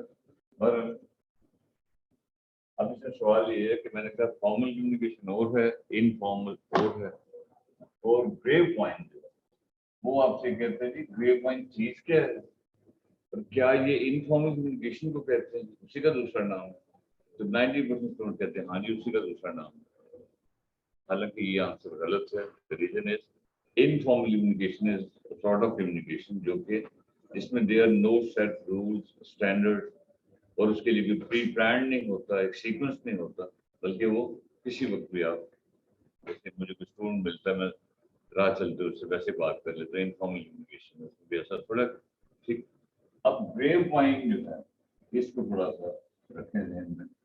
इसमें से अक्सर वो पूछते हैं ग्रेव वाइन होता क्या, इसका मतलब है अंगूर की बेल। ठीक है, ग्रेव मीन अंगूर, वाइन मीन बेल, अंगूर की बेल को कहते हैं। ग्रेव वाइन कम्युनिकेशन से मुराद हम देते हैं, सवाल को अपने जेल में रखना, सवाल पूछा कैसे रखते हैं। वो कहते हैं जी इनफॉर्मल कम्युनिकेशन का दूसरा नाम ग्रेव वाइन आप कहेंगे नो। वो कहते हैं ग्रेव वाइन इनफॉर्मल कम्युनिकेशन की एक टाइप है, हमने ये ग्रेव वाइन कम्युनिकेशन और इनफॉर्मल कम्युनिकेशन में थोड़ा सा फर्क ये है दोनों इनफॉर्मल, लेकिन ग्रेव वाइन कम्युनिकेशन से मुराद इसका यूं कह सकते हैं unofficial informal communication, right? Unofficial informal communication within an organization. बात समझा रही? और ये बुक्स में थोड़ा सा मैंने इसको गैर वाले से लिखा हुआ है बुक्स में, किसी भी इदारे के अंदर जो अनऑफिशियल कम्युनिकेशन होता है वो ग्रेव, मतलब ये कि जब किसी इदारे के अंदर आप एक रूटीन की चीजों से हट के कुछ चीज कम्युनिकेट करेंगे, दैट इज वो ग्रेव वाइन। फर्ज कि आप कैंटीन में स्टूडेंट बैठे हैं, वो कहते हैं फलां टीचर को पढ़ाना आता ही नहीं, फलां मिस बड़ा अच्छा पढ़ाती है, फलां बंदा बड़ा, ये ग्रेव वाइन। या फर्ज के उसमें कहीं भी आप बैठे हैं, कैफे में बैठे हैं, कहीं और जगह लाइब्रेरी में बैठे हैं, आप आपस में बात कर रहे हैं कि यार फलां जो है वो डायरेक्टर साहब बड़े अच्छे हैं, फलां जो भी जिसमें आप जो है एक फॉर्मल तरीके से बल्कि आपस में जैसे होता है ना वो जो आप कम्युनिकेट करते हैं, लेकिन शर्त क्या है, फर्क क्या हुआ, इनफॉर्मल कम्युनिकेशन कहीं भी हो सकता है, लेकिन grapevine communication is always confined to some organisation. इसी इदारे के अंदर जो इनफॉर्मल बात हो रही है ग्रेव वाइन है। और वैसे चलते फिरते आप किसी टीचर से बात कर लें, किसी बॉस से बात कर लें, रात चलते उनके घर पे, तो वो इनफॉर्मल, तो फर्क है ना। तो अब मतलब ग्रेव वाइन की मतलब मतलब इतना हमारे पास टाइम नहीं शायद तो फील्ड में हम नहीं जाते, ठीक है, लेकिन ये तो आपको सिचुएशन देगा। वो कहता है जी उसने एक कुछ लोग हैं कैंटीन में बैठे हैं और मैनेजमेंट के खिलाफ बातें कर रहे हैं कि यार ये तो हो रहा है, कहाँ हो रहा है, कहाँ हो रहा है, और मैनेजमेंट के भी कुछ लोग वहाँ फर्ज के वहाँ बैठे हैं, वो भी सारे ऑब्जर्व कर रहे हैं। तो कहते हैं ये जो बातें हो रही हैं, ये जो कम्युनिकेशन हो रही है कौन सा, ये इनफॉर्मल है, ये फॉर्मल है, ये ग्रेप वाइन, ग्रेप वाइन, ठीक। अब ग्रेप वाइन में मतलब जैसे अंगूर की बेल मतलब हैप्पैज़ार्ड में तरतीब फैलती है यूं ही। तो ग्रेप वाइन कम्युनिकेशन का भी है कि इसमें कोई इसका मखसूस पैटर्न नहीं होता। अब इसमें अब इतना ज्यादा फील का टाइम नहीं, एक रफ सा वो अक्सर कहते हैं जी मतलब ग्रेप वाइन कम्युनिकेशन का सबसे बड़ा मसला क्या है, सबसे बड़ा डिसएडवांटेज क्या है। तो हम कहते हैं इसका सबसे बड़ा डिसएडवांटेज ये कि रूमर बेस्ड होता है, ये रूमर बेस्ड होता है, अफवाह का मबनी होता है। किसने फर्ज किया कोई बंदा भी बात कह रहा है, हो सकता है बात सही भी हो, लेकिन ऑथेंटिक तो नहीं होती ना बात। हो सकता है बात वैसे कह रहा हो, किसी को प्राप्त करने के लिए कह रहा हो, तो कहा जाता है जब तक मुझे साबित नहीं होती रूमर बेस्ड होता है, ठीक। या फिर इसकी मतलब अक्सर फीचर्स पूछते हैं कि मतलब ये ग्रेप वाइन कम्युनिकेशन क्या रूटीन के फॉर्मल कम्युनिकेशन से हटके होता है, तो वो ना हो तो फिर होगा, तो हम कहेंगे नहीं ऐसा भी नहीं है, ये को एग्जिस्ट करता है, को एग्जिस्ट यानी कि फॉर्मल कम्युनिकेशन के साथ साथ इस ग्रेप वाइन जो कि इनफॉर्मल कम्युनिकेशन है इसके साथ साथ भी चलना है। ये नहीं कि जैसे आप कहीं बैठे हैं चाय से पी रहे हैं, ठंडा ठंडा पी रहे हैं कहीं, ठीक है, या कहीं आपने किसी लॉन में बैठे हैं किसी इदारे के, तो जाहिर है उस वक्त आप सब भी बातें चल रही होती हैं, तो ये जो सारा कम्युनिकेशन है इनफॉर्मल है। तो इसकी मतलब वैसे तो मतलब ये है कि दो इसकी मतलब मेन पॉइंट्स जेन में रखते हैं इस टाइम के हिसाब से, रूमर बेस्ड होता है नेगेटिव साइड, दूसरी ये कि उसके साथ साथ चलता है, ये नहीं कि मतलब जब फॉर्मल कम्युनिकेशन नहीं होगा तो फिर होगा, बल्कि एक दो साथ चलता है। ओके, सब सही है। अब ये जो चीज इसको थोड़ा देर में रखें। इनमें से किसी न किसी की अपनी डेफिनेशन पूछ लेंगे कि वर्बल कम्युनिकेशन क्या होता है। अब वर्बल कम्युनिकेशन से मुराद है मतलब ये कि जो चीज आपने लफ्जों से एक चीज पहुंचाते हैं, ठीक है। मतलब वर्बल कम्युनिकेशन का ताल्लुक किससे होता है? वर्ड्स। अब इसमें मतलब रूटीन लाइफ में वर्बल से हम मुराद लेते हैं ओरल, जुबानी। हमारे आपने अक्सर सुना होगा जी मैंने वर्बली उसे बता दी, जुबानी उसे बता दी। हालांकि ये मतलब बात सही नहीं है।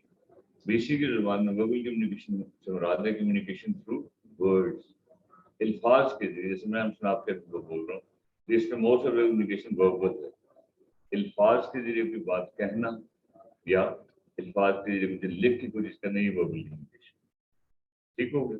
लफ्जों के जरिए कोई बात कहना या लिखना, ये सारा वर्बल में आता है।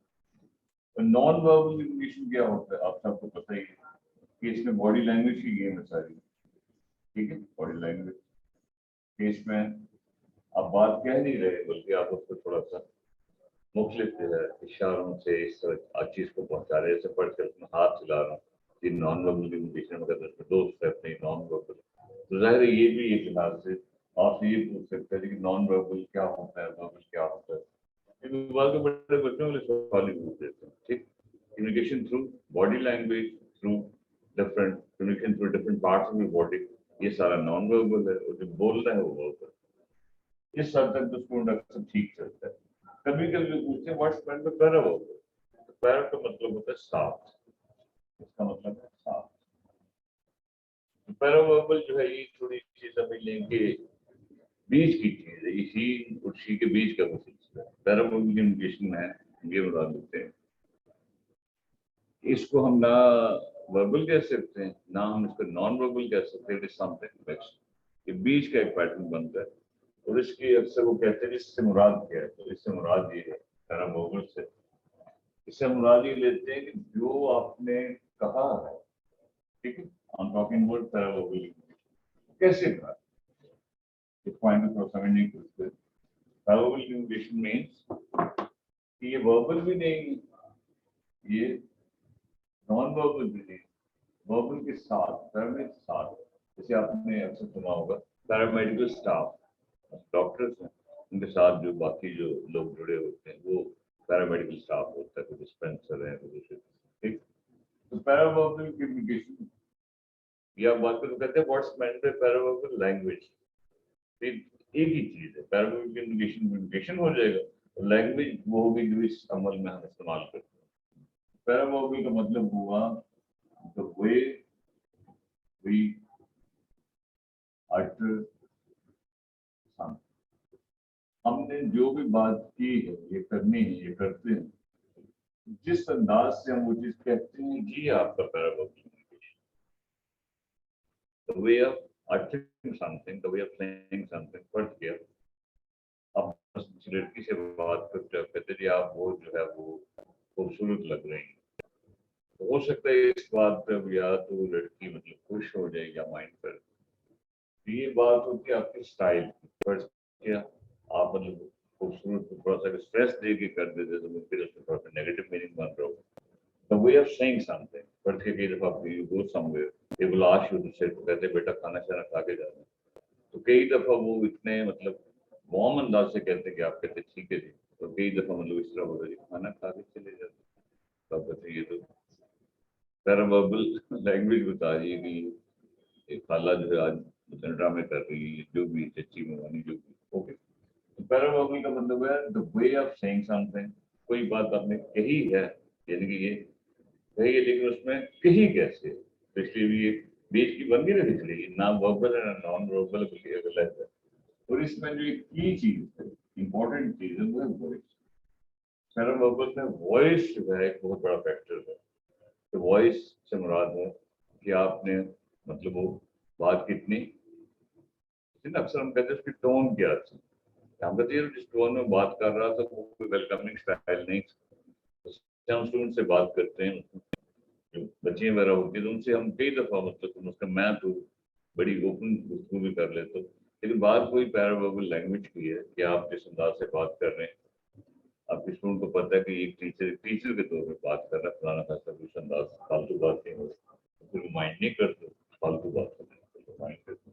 वॉइस की जो है इसमें जो है इसकी हम देखें, इसमें कई चीजें आ सकती है। कभी कभी इसमें में जाते नहीं वैसे, वॉइस की एक पिच होती है, वॉइस की टोन होती है, ठीक है ना।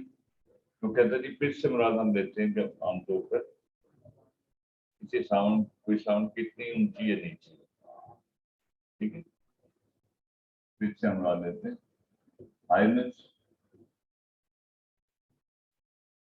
और लोनेस। कोई आवाज बात जो आपने की वो कितनी ऊंची की है, कितनी आहिस्ता की है। पर टोन से आपको बताइए कि मतलब जो आपने बात की है वो किस अंदाज से की है। मतलब अक्सर कहते हैं इसकी बड़ी soft tone, the way of, हाँ ठीक है। अब देखिए उससे मिलती हुई चीज हार्ड टोन है, कहाँ है कहाँ, इस तरह की बात कर परफॉर्मेंस ऑफ ब्रेक कर सुनाते दूसरे से। ओके, तो ये था आपका पैराग्राफ। प्री कम्युनिकेशन के मतलब डिफरेंट टाइप्स हैं, ड्राफ्ट। अब इसमें जो हो रहा है, गड़बड़ी हो रही है वो ये है कि कम्युनिकेशन जो है ऑर्गेनाइजेशन के जो अंदर होता है, उसमें जो एक चीज है जो आपने शायद बुक्स में पढ़ी हो, उसमें स्टूडेंट उस टॉपिक में से 4 5 नंबर का सवाल उठा लेता है और स्टूडेंट को टॉपिक अक्सर समझ नहीं होती। वो क्या चीज है जिसको मैं हमारे को कुछ टाइम में तो देख लेते। आपने देखा होगा कि मतलब ये एक टॉपिक पढ़ा हुआ है कम्युनिकेशन नेटवर्क्स, ठीक है, बुक्स में पढ़ा हुआ है कम्युनिकेशन के नेटवर्क्स कौन कौन से, कम्युनिकेशन नेटवर्क। अब इसमें कहते किसी भी इदारे के अंदर किस तरह के कुछ पैटर्न बनते हैं, तो आपने पढ़ा हुआ इसमें भी है जी, कुछ फॉर्मल होते हैं तो कुछ इनफॉर्मल। कम्युनिकेशन का जो एक यानी कि पैटर्न बनता है किसी इदारे के अंदर, that can be two short, formal and informal. Okay, formal and formal का तो मैंने थोड़ी कोशिश की कि आपको बताने की कि इससे मुराद कहाँ है। और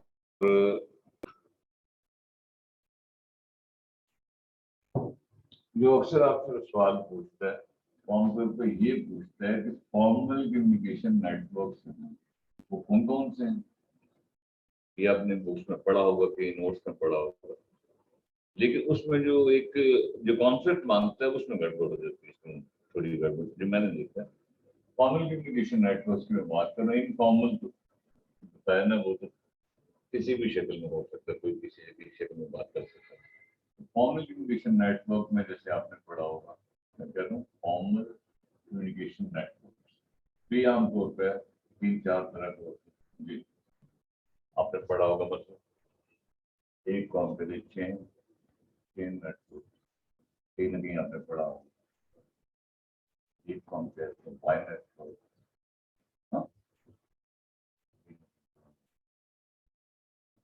एक कौन से जी, कौन सा व्हील नेटवर्क। मैं आपको बता रहा हूँ ये तो किसी भी स्टूडेंट पे हम आप नहीं करते। ये जैसे एक होता नहीं, ये टॉपिक थोड़ा सा कंफ्यूजिंग है तो शायद इसलिए ज्यादा पूछ देते हैं। व्हील नेटवर्क, एक को हम कहते हैं जी सर्कल नेटवर्क, और one is called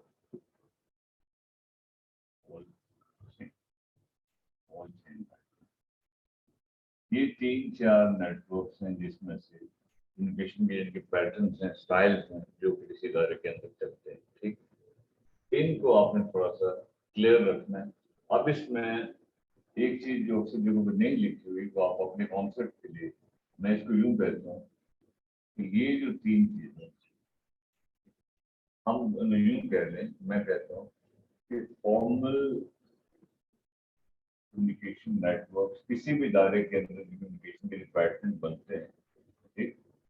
formal communication network और बेसिकली आपको अगर ये बुनियादी तौर पर 2 तरह के होते हैं, ये भी आपसे पूछ सकते हैं, पर केस में क्या होता है, एक को हम कहते हैं सेंट्रलाइज, एक को हम कहते हैं डिसेंट्रलाइज। सेंट्रलाइज है, डिसेंट्रलाइज, ये 2 बुनियादी बुक्स में इतनी क्लियर नहीं कि उन्होंने ज्यादा इस पर फोकस किया, लेकिन बेसिक कॉन्सेप्ट उसमें ये है। स्ट्रक्चर 2 तरह के हैं, सेंट्रलाइज एंड डिसेंट्रलाइज।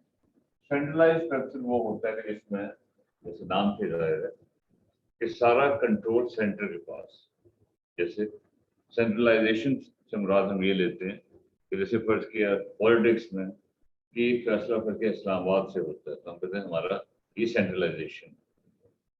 ठीक, तो डिसेंट्रलाइज स्ट्रक्चर या डिसेंट्रलाइजेशन से क्या मुराद है, नजर नहीं आ रहा क्या चीज?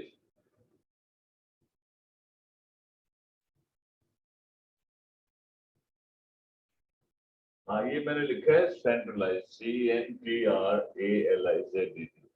ठीक है, सेंट्रलाइज या सेंटर से। ठीक, हाँ ठीक है तो पर ये अब सुन लो ना, उसको इतना टाइम नहीं इसको बताते रहे। ठीक, मैंने आपको बताया कि स्ट्रक्चर जो है दो तरह का है। क्या, इधर मैं ये बात कर रहा था कि फॉर्मल कम्युनिकेशन नेटवर्क जो है there are two form. Number one, एक होती है सेंट्रलाइज स्ट्रक्चर और एक होता है डिसेंट्रलाइज। ठीक हो गया, centralise and decentralise, got it. अब इसमें ये सिमिलरिटी सेंट्रलाइजेशन और सिमिलरिटी डिसेंट्रलाइजेशन, बात बात आप यही पूछ सकते हैं कि इनमें क्या फर्क है, इन दो में क्या फर्क है। तो हम कहते हैं सेंट्रलाइज स्ट्रक्चर वो होता है जिसमें the power rest with the leader, इसमें सारी ताकत जो है वो एक बिजनेस ऑर्गेनाइजेशन के अंदर जो ऊपर का बंदा है, तो चेयरपर्सन है, चेयरमैन है, CEO, हम कहते सारी ताकत उसके पास, फैसला वो कर रहा है। ठीक है, तो सेंट्रलाइज स्ट्रक्चर होगा। और डिसेंट्रलाइज का मतलब है एक चीज को सेंटर से परे करना। तो इससे मुराद है कि जो पावर जो है फर्ज के होकर देनी, इसके लिए जरूरी नहीं कि आपने CFO साहब से मिलना है या आपका जो मुतलका मैनेजर है आपके इलाके में, फर्ज के साहिवाल में कुछ ब्रांच है फैक्ट्री की, वो कहते नहीं मतलब वही इस चीज को कर लेगा, आपको लाहौर आने की जरूरत नहीं। तो सेंट्रलाइज स्ट्रक्चर में पावर, ठीक है, सेंटर के पास है, टॉप लीडर के पास है। तो डिसेंट्रलाइज में पावर जो है निचले लेवल पर आ रही है। ये इसका कभी तो इन दो लफ्जों का मतलब भी पूछ लेते हैं। अब जहां से जो बात चली थी दैट फॉर आवर सेइंग के मतलब सेंट्रलाइज स्ट्रक्चर इज समथिंग।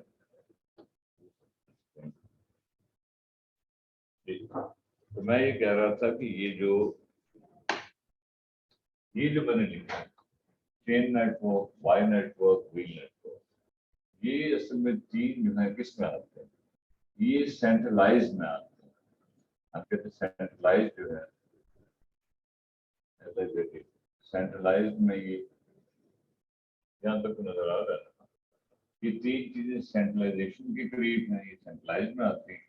और ये दो सर्कल नेटवर्क और ऑल्सो ये डिसेंट्रलाइज में, जैसे मैंने ऊपर बात की, ये डिसेंट्रलाइज।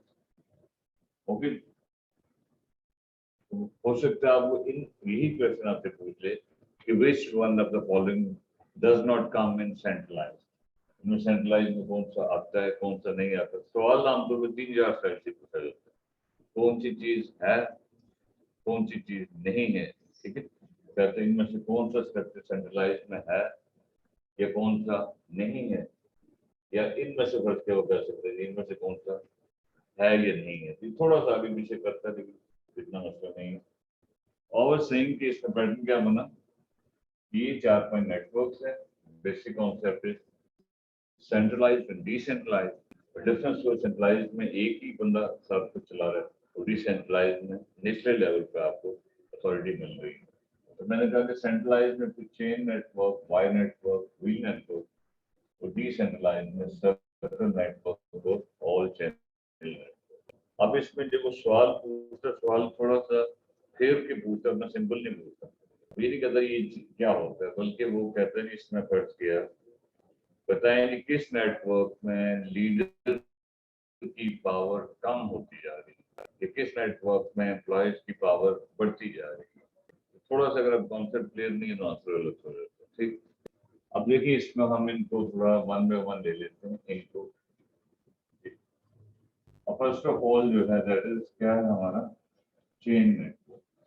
अभी जितने भी नेटवर्क्स हैं, अब कॉमन सेंस की बात है कि in case of centralised networks, centralised networks में सीधी सी बात है जो आपका बिग बॉस है ये ऑर्गेनाइजेशन का, पावर उसके पास ज्यादा होगा। तो इसमें हम स्टार्ट पहले सेंट्रलाइज दो तीन को ले लेते हैं। नंबर वन हमने क्या लिखा, चेन। अब आपसे कहते हैं जी मतलब ये कि चेन नेटवर्क में पहले लोग बता दें कि इससे मुराद क्या है। सेंट्रलाइज्ड है, इसका मतलब सीधी सी बात है कि इसमें पावर जो है वो किसके पास होगी, जो आपका बिग बॉस है, ज्यादा पावर उसी के पास होगी। और जाहिर चेन नेटवर्क होता है मतलब इस तरह एक चीज यहाँ से शुरू हुई, यूं हुई चेन के जरिए नीचे जा रही है। इसमें मतलब अगर आप इसके मेन फीचर देखें तो कॉमन सेंस की बात है, जरूरी की बुक में लिखा होता है। चेन नेटवर्क में होता क्या है, एक चेन ऑफ कमांड होती है, ठीक है, और इसमें मेन पावर किसके पास होती है, लीडर के पास, सारी अथॉरिटी ऊपर वाले के बंदे के पास है। इसलिए मतलब इसमें लीडर के पास क्या है, अथॉरिटी सबसे ज्यादा, तकरीबन सारा कंट्रोल लीडर का ही होता है। एम्प्लॉयज की जो इन्वॉल्वमेंट है, एम्प्लॉयज की इन्वॉल्वमेंट ज्यादा होगी कम होगी, तकरीबन होगी ही नहीं, जाहिर है। एक चीज आपको ऊपर से जो ऑर्डर मिला आपने वही करना, ये तो होगी ही नहीं, बिल्कुल नीचे होगी। इसलिए कहा जाता है कि मतलब इसमें थोड़े कॉमन सेंस बेस करके कहते हैं कि फर्स्ट किस स्ट्रक्चर में एम्प्लॉयज मोटिवेटेड फील करते हैं, किसमें डीमोटिवेटेड होते हैं। तो जाहिर है एक चीज में अगर आपका लेना देना ही कोई नहीं है तो एम्प्लॉयज की तरह मोटिवेशन तो नहीं होगी, डीमोटिवेशन मिल के होगी। या कभी कभी वो कहते हैं इस नेटवर्क में कम्युनिकेशन जो है बड़ा स्लो होता है, किसमें तेज से होता है। तो चेन नेटवर्क में आप क्या समझेंगे, स्पीडी होगा, स्पीडी तो नहीं होगा। इसका मतलब ये कि डायरेक्ट सिस्टम में चल रही है, ठीक है, इसमें कम्युनिकेशन थोड़ा स्लो हो। टीएम इसकी समझ लें, इसकी फीचर्स कह लें हर नेटवर्क, ठीक है, और इसमें जो है ये सुप्रीम जो है अथॉरिटी, सुप्रीम पावर लीडर के पास, इसमें से कोई चीज उठा के एक सवाल इस तरह घुमाता है कि मतलब कहता है जी किस नेटवर्क में, कहता है मतलब लीडर की पावर असेंडिंग ऑर्डर में बताएं, किस में मतलब ये है कि लीडर की पावर जो है असेंडिंग ऑर्डर में बताएं। असेंडिंग ऑर्डर का मतलब क्या होता है कि नीचे से ऊपर, किस नेटवर्क में लीडर की पावर बढ़ रही है असेंडिंग ऑर्डर में, किस नेटवर्क में लीडर की पावर कम हो रही है, ठीक है, फर्ज किया डिसेंडिंग ऑर्डर में। तो ये थोड़ा सा असेंड और डिसेंड में क्यों कंफ्यूज हो जाता है, असेंड में नीचे से ऊपर, फर्ज किया मैं कहता हूँ उसमें 3-4 नेटवर्क नहीं है। फर्ज किया वो कहते हैं chain network, circle network, wheel network है। कहते हैं इसमें किस नेटवर्क में, इन नेटवर्क्स में लीडर की असेंडिंग अंदाज में बताएं पार्ट, ठीक। तो हमने ये देखना है कि जिसमें सबसे ज्यादा आमतौर पर होता है 2-3 नेटवर्क इकट्ठे लेके सवाल इस तरह इधर लिख दिया जी चेन नेटवर्क, व्हील नेटवर्क, कहते हैं इसमें से बताएं असेंडिंग ऑर्डर में बात करें कि लीडर की पावर असेंडिंग ऑर्डर में बताएं। तो असेंडिंग ऑर्डर का मतलब क्या होगा कि काम से बढ़ रही है, काम से ज्यादा बढ़ के उसने 3 नेटवर्क दिए, तो असेंडिंग ऑर्डर क्या होगा, लेकिन इसको कंफ्यूज नहीं करना। असेंडिंग ऑर्डर टाइप नहीं है, लेकिन जब भी क्वेश्चन आता है तो असेंडिंग ऑर्डर में पूछता है किसका, बट के लीडर का पूछता है। तो दैट मीन कि लीडर की पावर किसमें सबसे कम है, किसमें उससे ज्यादा, किसमें उससे ज्यादा। बट के वो कहते हैं इसमें किस नेटवर्क में एम्प्लॉयज की पावर जो है वो, एम्प्लॉयज की पावर को बताएं डिसेंडिंग ऑर्डर में। इसका मतलब ये कि मतलब किस में एम्प्लॉयज की पावर सबसे ज्यादा होती है, फिर और कम होती है, फिर और कम होती है। तो इन दो अल्फाज को मिक्स नहीं करना, असेंडिंग और डिसेंडिंग ऑर्डर, ठीक, ये ऊपर और ये नीचे। और आगे ये भी ध्यान में रखना कि आगे किसकी बात कर रहा है, लीडर की बात कर रहा है या मुलाजमीन की बात कर रहा है। ओके, तो मैं ये कह रहा था बट चेन नेटवर्क है, इसमें क्या है, अथॉरिटी लीडर के पास है, एम्प्लॉयज की इन्वॉल्वमेंट तकरीबन है ही नहीं है, they feel demotivated and communication process generally speaking that is वो अच्छा, ठीक। इसकी फीचर्स क्या है। अब फर्स्ट के अगला जो हम नेटवर्क कह रहे थे वो क्या था, वाई नेटवर्क। ये देखिए जितने भी नेटवर्क से इनमें ज्यादा कंफ्यूज नहीं होना, अगर 100% आप बनाने की कोशिश करें तो उसका स्केचिंग बनेगा, रफ सा आपको में होना चाहिए। इसमें तो ये है ना कि एक ही बंदे से बात शुरू हुई और वो आगे चली, ठीक। वाई नेटवर्क ऐसा है जैसे आपके सामने ही है, ये देखिए ये भी एक जरिए, ये भी एक जरिए, इसमें सोर्सेज दो सोर्सेज से बात आई और आगे चली, ठीक। इसका मतलब है इसमें लीडर एक लिहाज से दो हो गए और कम्युनिकेशन प्रोसेस थोड़ा सा आगे चल गया। अब ये जो है ये भी सेंट्रलाइज्ड है, ये भी सेंट्रलाइज्ड है। पर क्या कहते हैं किस कम्युनिकेशन में पावर में, किस नेटवर्क में लीडर की पावर जो है सबसे ज्यादा होती है, वो तो हमें चेंज में होती है, ठीक है। और इसमें उससे थोड़ी सी कम होगी, दो जरिए से इंफॉर्मेशन आ रही है। एक लिहाज से दो टाइप लीडर हो गए ना, एक इधर से ऑर्डर आ रहा है, इधर से फिर अभी नहीं जा रहा, ठीक है। तो इसमें अगर आप देखें तो इसमें क्या पैटर्न बना बाय नेटवर्क में, अब भी पावर लीडर के पास है लेकिन इसकी निस्बत थोड़ी सी कम, ठीक। और इसमें जाहिर है एम्प्लॉयज की मोटिवेशन एंड इन्वॉल्वमेंट इसमें भी नहीं है, डिमोटिवेशन तो यूजर ही होगी। तो कम्युनिकेशन प्रोसेस इधर भी स्लो होगा लेकिन कंपैरेटिवली शायद इसकी निस्बत थोड़ा तेज होगा। एक होता है एक तरफ से बात चली है और नीचे आ रही है, जिधर कहते यार दो तरफ से चला दो, तो दो में जाहिर चांसेस ये कम्युनिकेशन प्रोसेस थोड़ा सा स्पीडी हो जाएगा। तो मतलब ये कि ये सेंट्रलाइज ये भी है, ये भी है, ये थोड़ा सा लेस सेंट्रलाइज। इन चीजों का कैसे मर्जी देखना, लीडर की अथॉरिटी अब भी है लेकिन दो हैं, इसलिए थोड़ा सा सिचुएशन बदल रही है। एम्प्लॉयज इसमें भी शामिल नहीं, इसमें भी नहीं थे, मोटिवेशन इसमें भी नहीं थी, इसमें भी नहीं, कम्युनिकेशन इधर भी स्लो था, इधर भी स्लो। लेकिन अपने दिन में रखते हैं कि सवाल पूछा किस अंदाज से जाते हैं, फट के वो कहते हैं कि किस में कम्युनिकेशन प्रोसेस जो है ज्यादा स्लो होता है, इसमें भी इसमें हम ये चलो जी किसमें सब ठीक। अब तीसरी चीज जो है उसे हम क्या कहते हैं सर्कल, ये सेंट्रलाइज सर्कल नेटवर्क।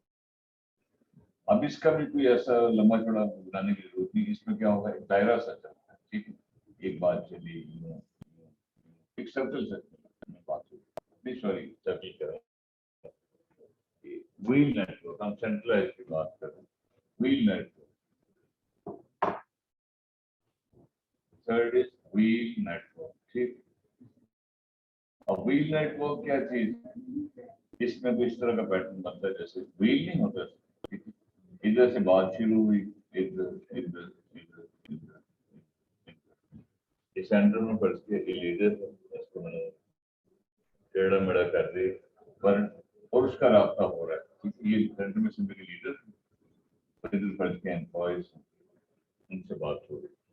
अब इसमें एक थोड़ा सा एक प्रॉब्लम भी है कि आपकी जो रूटीन की बुक्स है उसमें उन्होंने एक बात लिखी हुई है कि ये जो नेटवर्क है wheel network, it is the most centralised.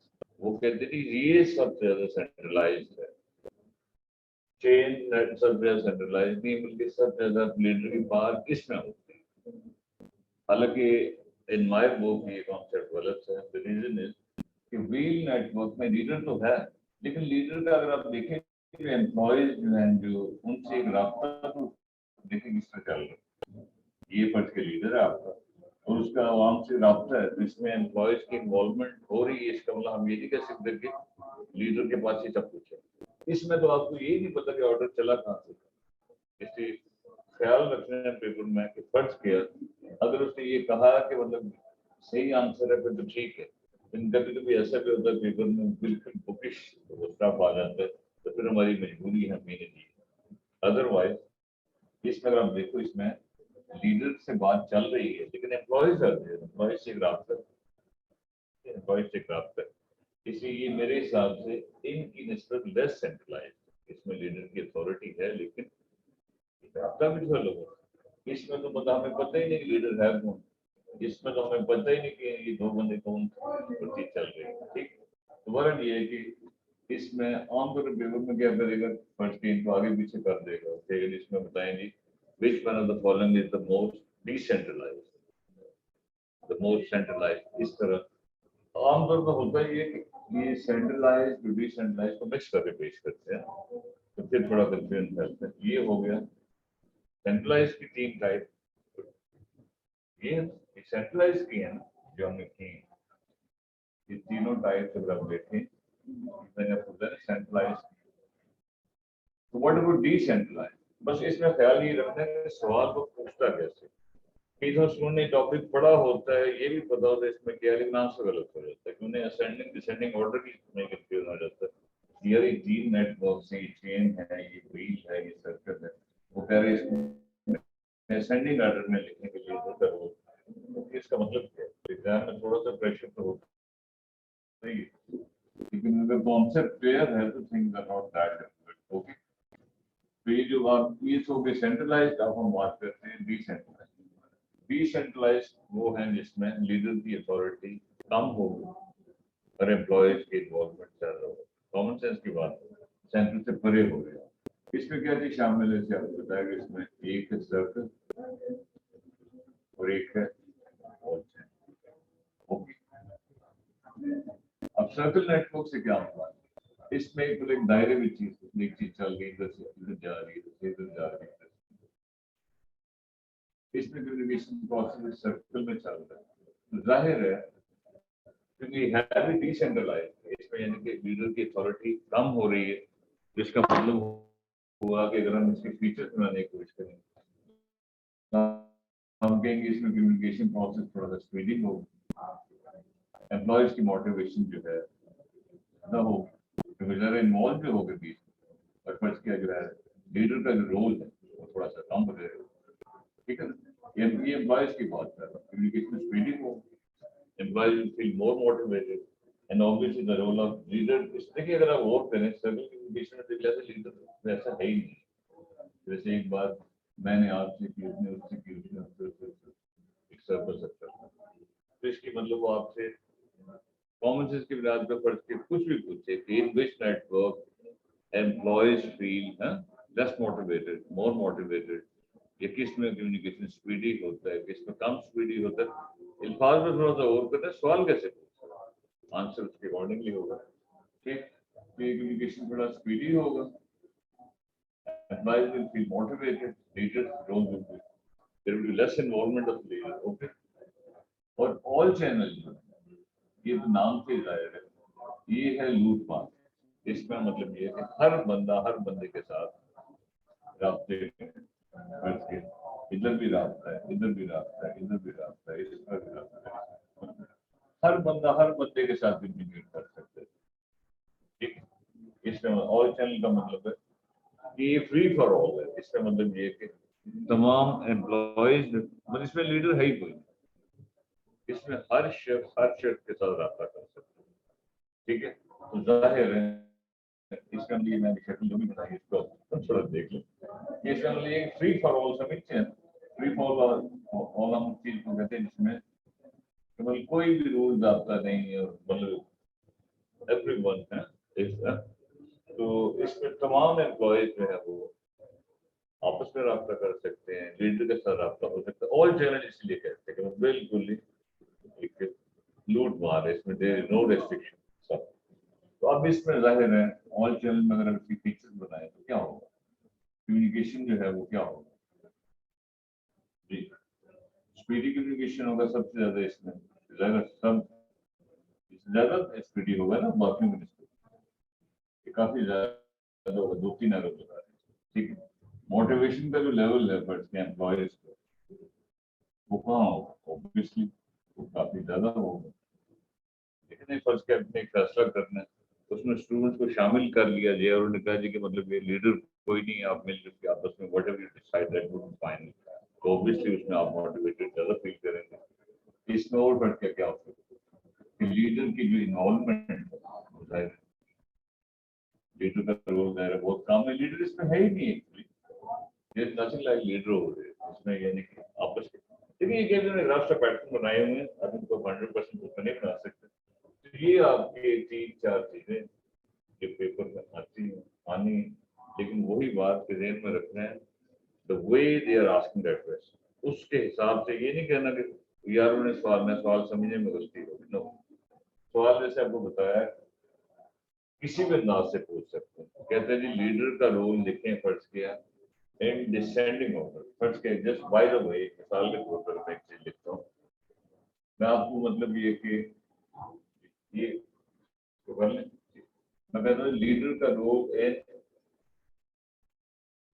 कहता है वो उसमें कहा जी ये 3 नेटवर्क्स फर्ज किया, ऑप्शन ए है फर्ज किया, कहते सर्कल, ठीक है, और ऑप्शन ए में ही फर्ज किया वो कहता है जी कि इसमें बताया कि फर्ज की चेन, फर्ज के लिए आपका ऑल चेन, कहते ये 3 जो चीजें ये मिसाल दे रहा हूँ, इनमें फर्ज के कहते हैं लीडर का रोल बताएं असेंडिंग ऑर्डर।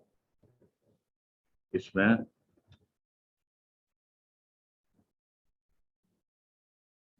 मोटिवेटेड का जी फर्ज के उसने एक मिसाल दी कि ये 3 है, ठीक है, सर्कल, चेन, ऑल चैनल। इस तरह बी ऑप्शन में फर्ज किया और मुमकिन है कुछ और भी लिखते हैं, फर्ज के इस तरह पूछता है, फर्ज के बाद से कहते हैं क्या जी, इसमें फर्ज के किसी और के नाम दे लेते हैं, फर्ज के कहते हैं वी, वाई, नेटवर्क या फर्ज के कहते हैं चेन। तो आपसे पूछता है कि इसमें इन 4 होंगे ना, और एक में इस फाइल से चलता है, एक में एक से नहीं देता बल्कि 3-4 दिन देता है। वो कहते हैं इसमें बताएं लीडर का रोल असेंडिंग ऑर्डर में, मैं कहता हूँ, और circle, chain and all channel या फ्लावर, इसमें लीडर का रोल बताएं असेंडिंग ऑर्डर में। इट मींस इसमें से किस ऑप्शन में लीडर का रोल यानी कि क्या हो रहा है, बढ़ रहा है। असेंडिंग ऑर्डर का मतलब है नीचे से चीज ऊपर जा रही है, यानी कि पहले कम है फिर उससे ज्यादा फिर उससे ज्यादा। बट ये क्वेश्चन तो मुझे बताएं कि इन 2 ऑप्शन में पढ़ लो, लीडर का रोल असेंडिंग ऑर्डर में किस में जा रहा है। थोड़ा सा और करेंगे तो ये क्वेश्चन समझ आएगा, वरना ये आता है तो इसको बस कहते यार अंदाजा ही लगाया, तो अंदाजों पे काम नहीं चलता, सिर्फ अंदाजा। Leader role in ascending order, first क्या हमारे पास 2 हमने ऑप्शन, ये होती ज्यादा नहीं है। तो लीडर का role ascending order, leader role in ascending order जी। अब देखिए इसमें क्या आपके जहन में आ रहा है, असेंडिंग ऑर्डर में हम बात कर रहे हैं लीडर के रोल। अब फर्स्ट क्या इन 2 का हम कहते हैं लीडर का रोल जो है सबसे ज्यादा किस में है, असेंडिंग ऑर्डर में, यानी सबसे कम किस में है, असेंडिंग ऑर्डर से ये बना है सबसे कम किस में, उससे ज्यादा किस में, उससे ज्यादा। तो आपने देखा सबसे कम तो इसमें होता है, ऑल चैनल में लीडर है ही नहीं। असेंडिंग ऑर्डर में यानी कि इसमें सबसे कम और सर्कल में उससे ज्यादा और चेन में उससे ज्यादा। यानी कि जो 3 लिखा है ये इसमें नंबर 1, यानी कि सबसे कम इसमें उससे ज्यादा इसमें और चेन में ज्यादा लीडर छाया हुआ है। तो ये आपका आंसर होगा। तो असेंडिंग ऑर्डर में लीडर का रोल जो है वो लिखने का आप कहेंगे ये पैटर्न, इसमें सबसे कम इसमें उससे ज्यादा इसमें, ये फर्ज की इसी के बदले डिसेंडिंग ऑर्डर में लिखा है। तो आपने सवाल को समझना है कि लीडर का रोल किस में कम होता जा रहा है। तो मेरा ख्याल है हम श्योर कि थोड़ा सा जो हमने कॉन्सेप्ट बनाने की कोशिश की है, कुछ ना कुछ आपका खाका देन में होगा। तो फिर भी कोई क्वेश्चन देन में आता है तो प्लीज आशिफ, क्योंकि आज 11:30 पे आई हैव अ क्लास जी। ये हरीश, सॉरी हरीश मेल है फीमेल है, हरीश है नॉट हरीश है, हाँ जी। Harish got something, don't you have participants and they prefer to sleep at this time है? क्या वजह है इसकी? जी Hashir, Harish, any question from any side? जो भी हमने बात की है कल, आई थिंक हमारे शायद लास्ट लेक्चर होगा, इन बातों का थोड़ा खाका ही रखें जी। असेंडिंग और डिसेंडिंग के अब देखिए ना, असेंडिंग, हाँ ये जो गेम है मैंने कहा इस बात को देखिए, असेंड का मतलब होता है यूं चढ़ना, आपको पता है। डिसेंड का मतलब होता है ऊपर से नीचे आना।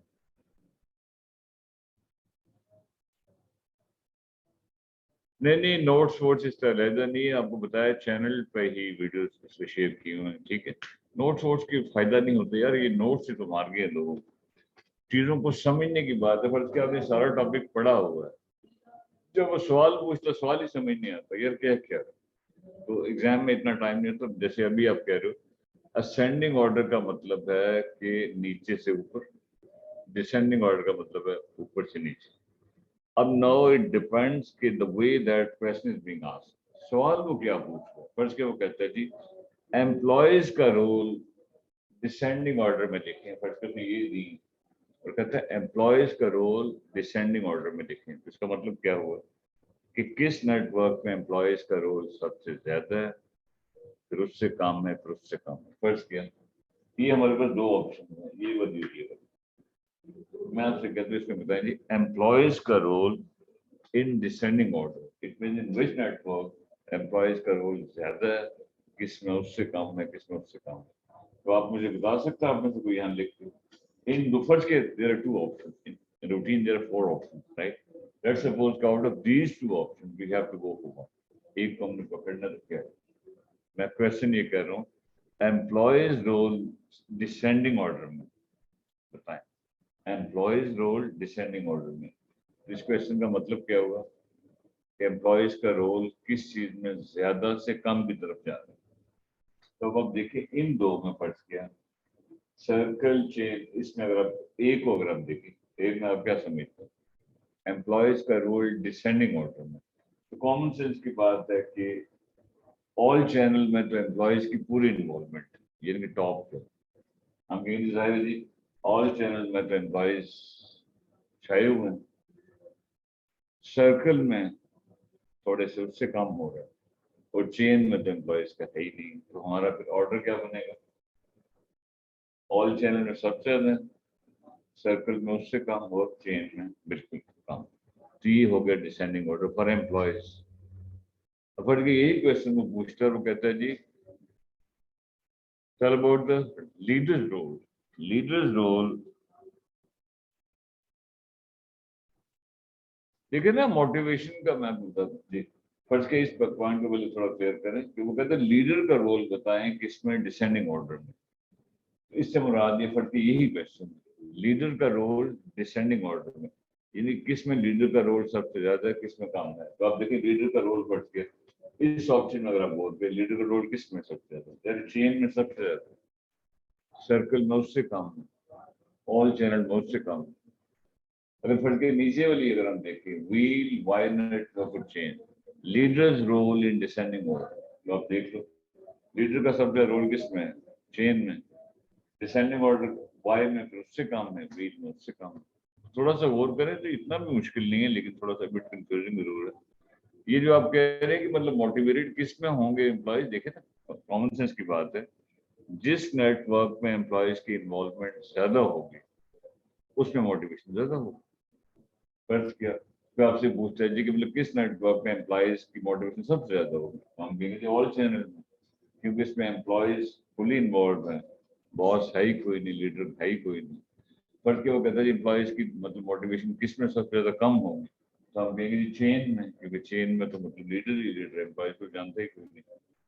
ये तो कॉमन सेंस की बात है ना, जिसमें employees are fully involved, so obviously in that case they will feel much more motivated in comparison to other networks.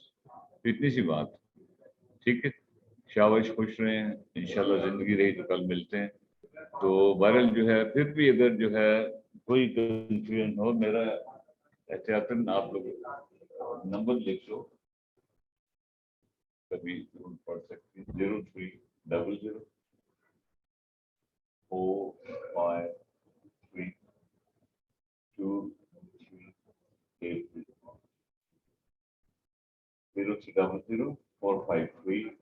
0300 doctor Nasir. Okay, ये मेरा व्हाट्सएप भी यही है, और वैसे भी रूटीन भी इसके किसी वाले से भी 030045323880। Okay dear, so for today I think it's enough. Thank you very much. Inshallah see you tomorrow, जिंदगी रही। ओके, अल्लाह हाफ़िज़।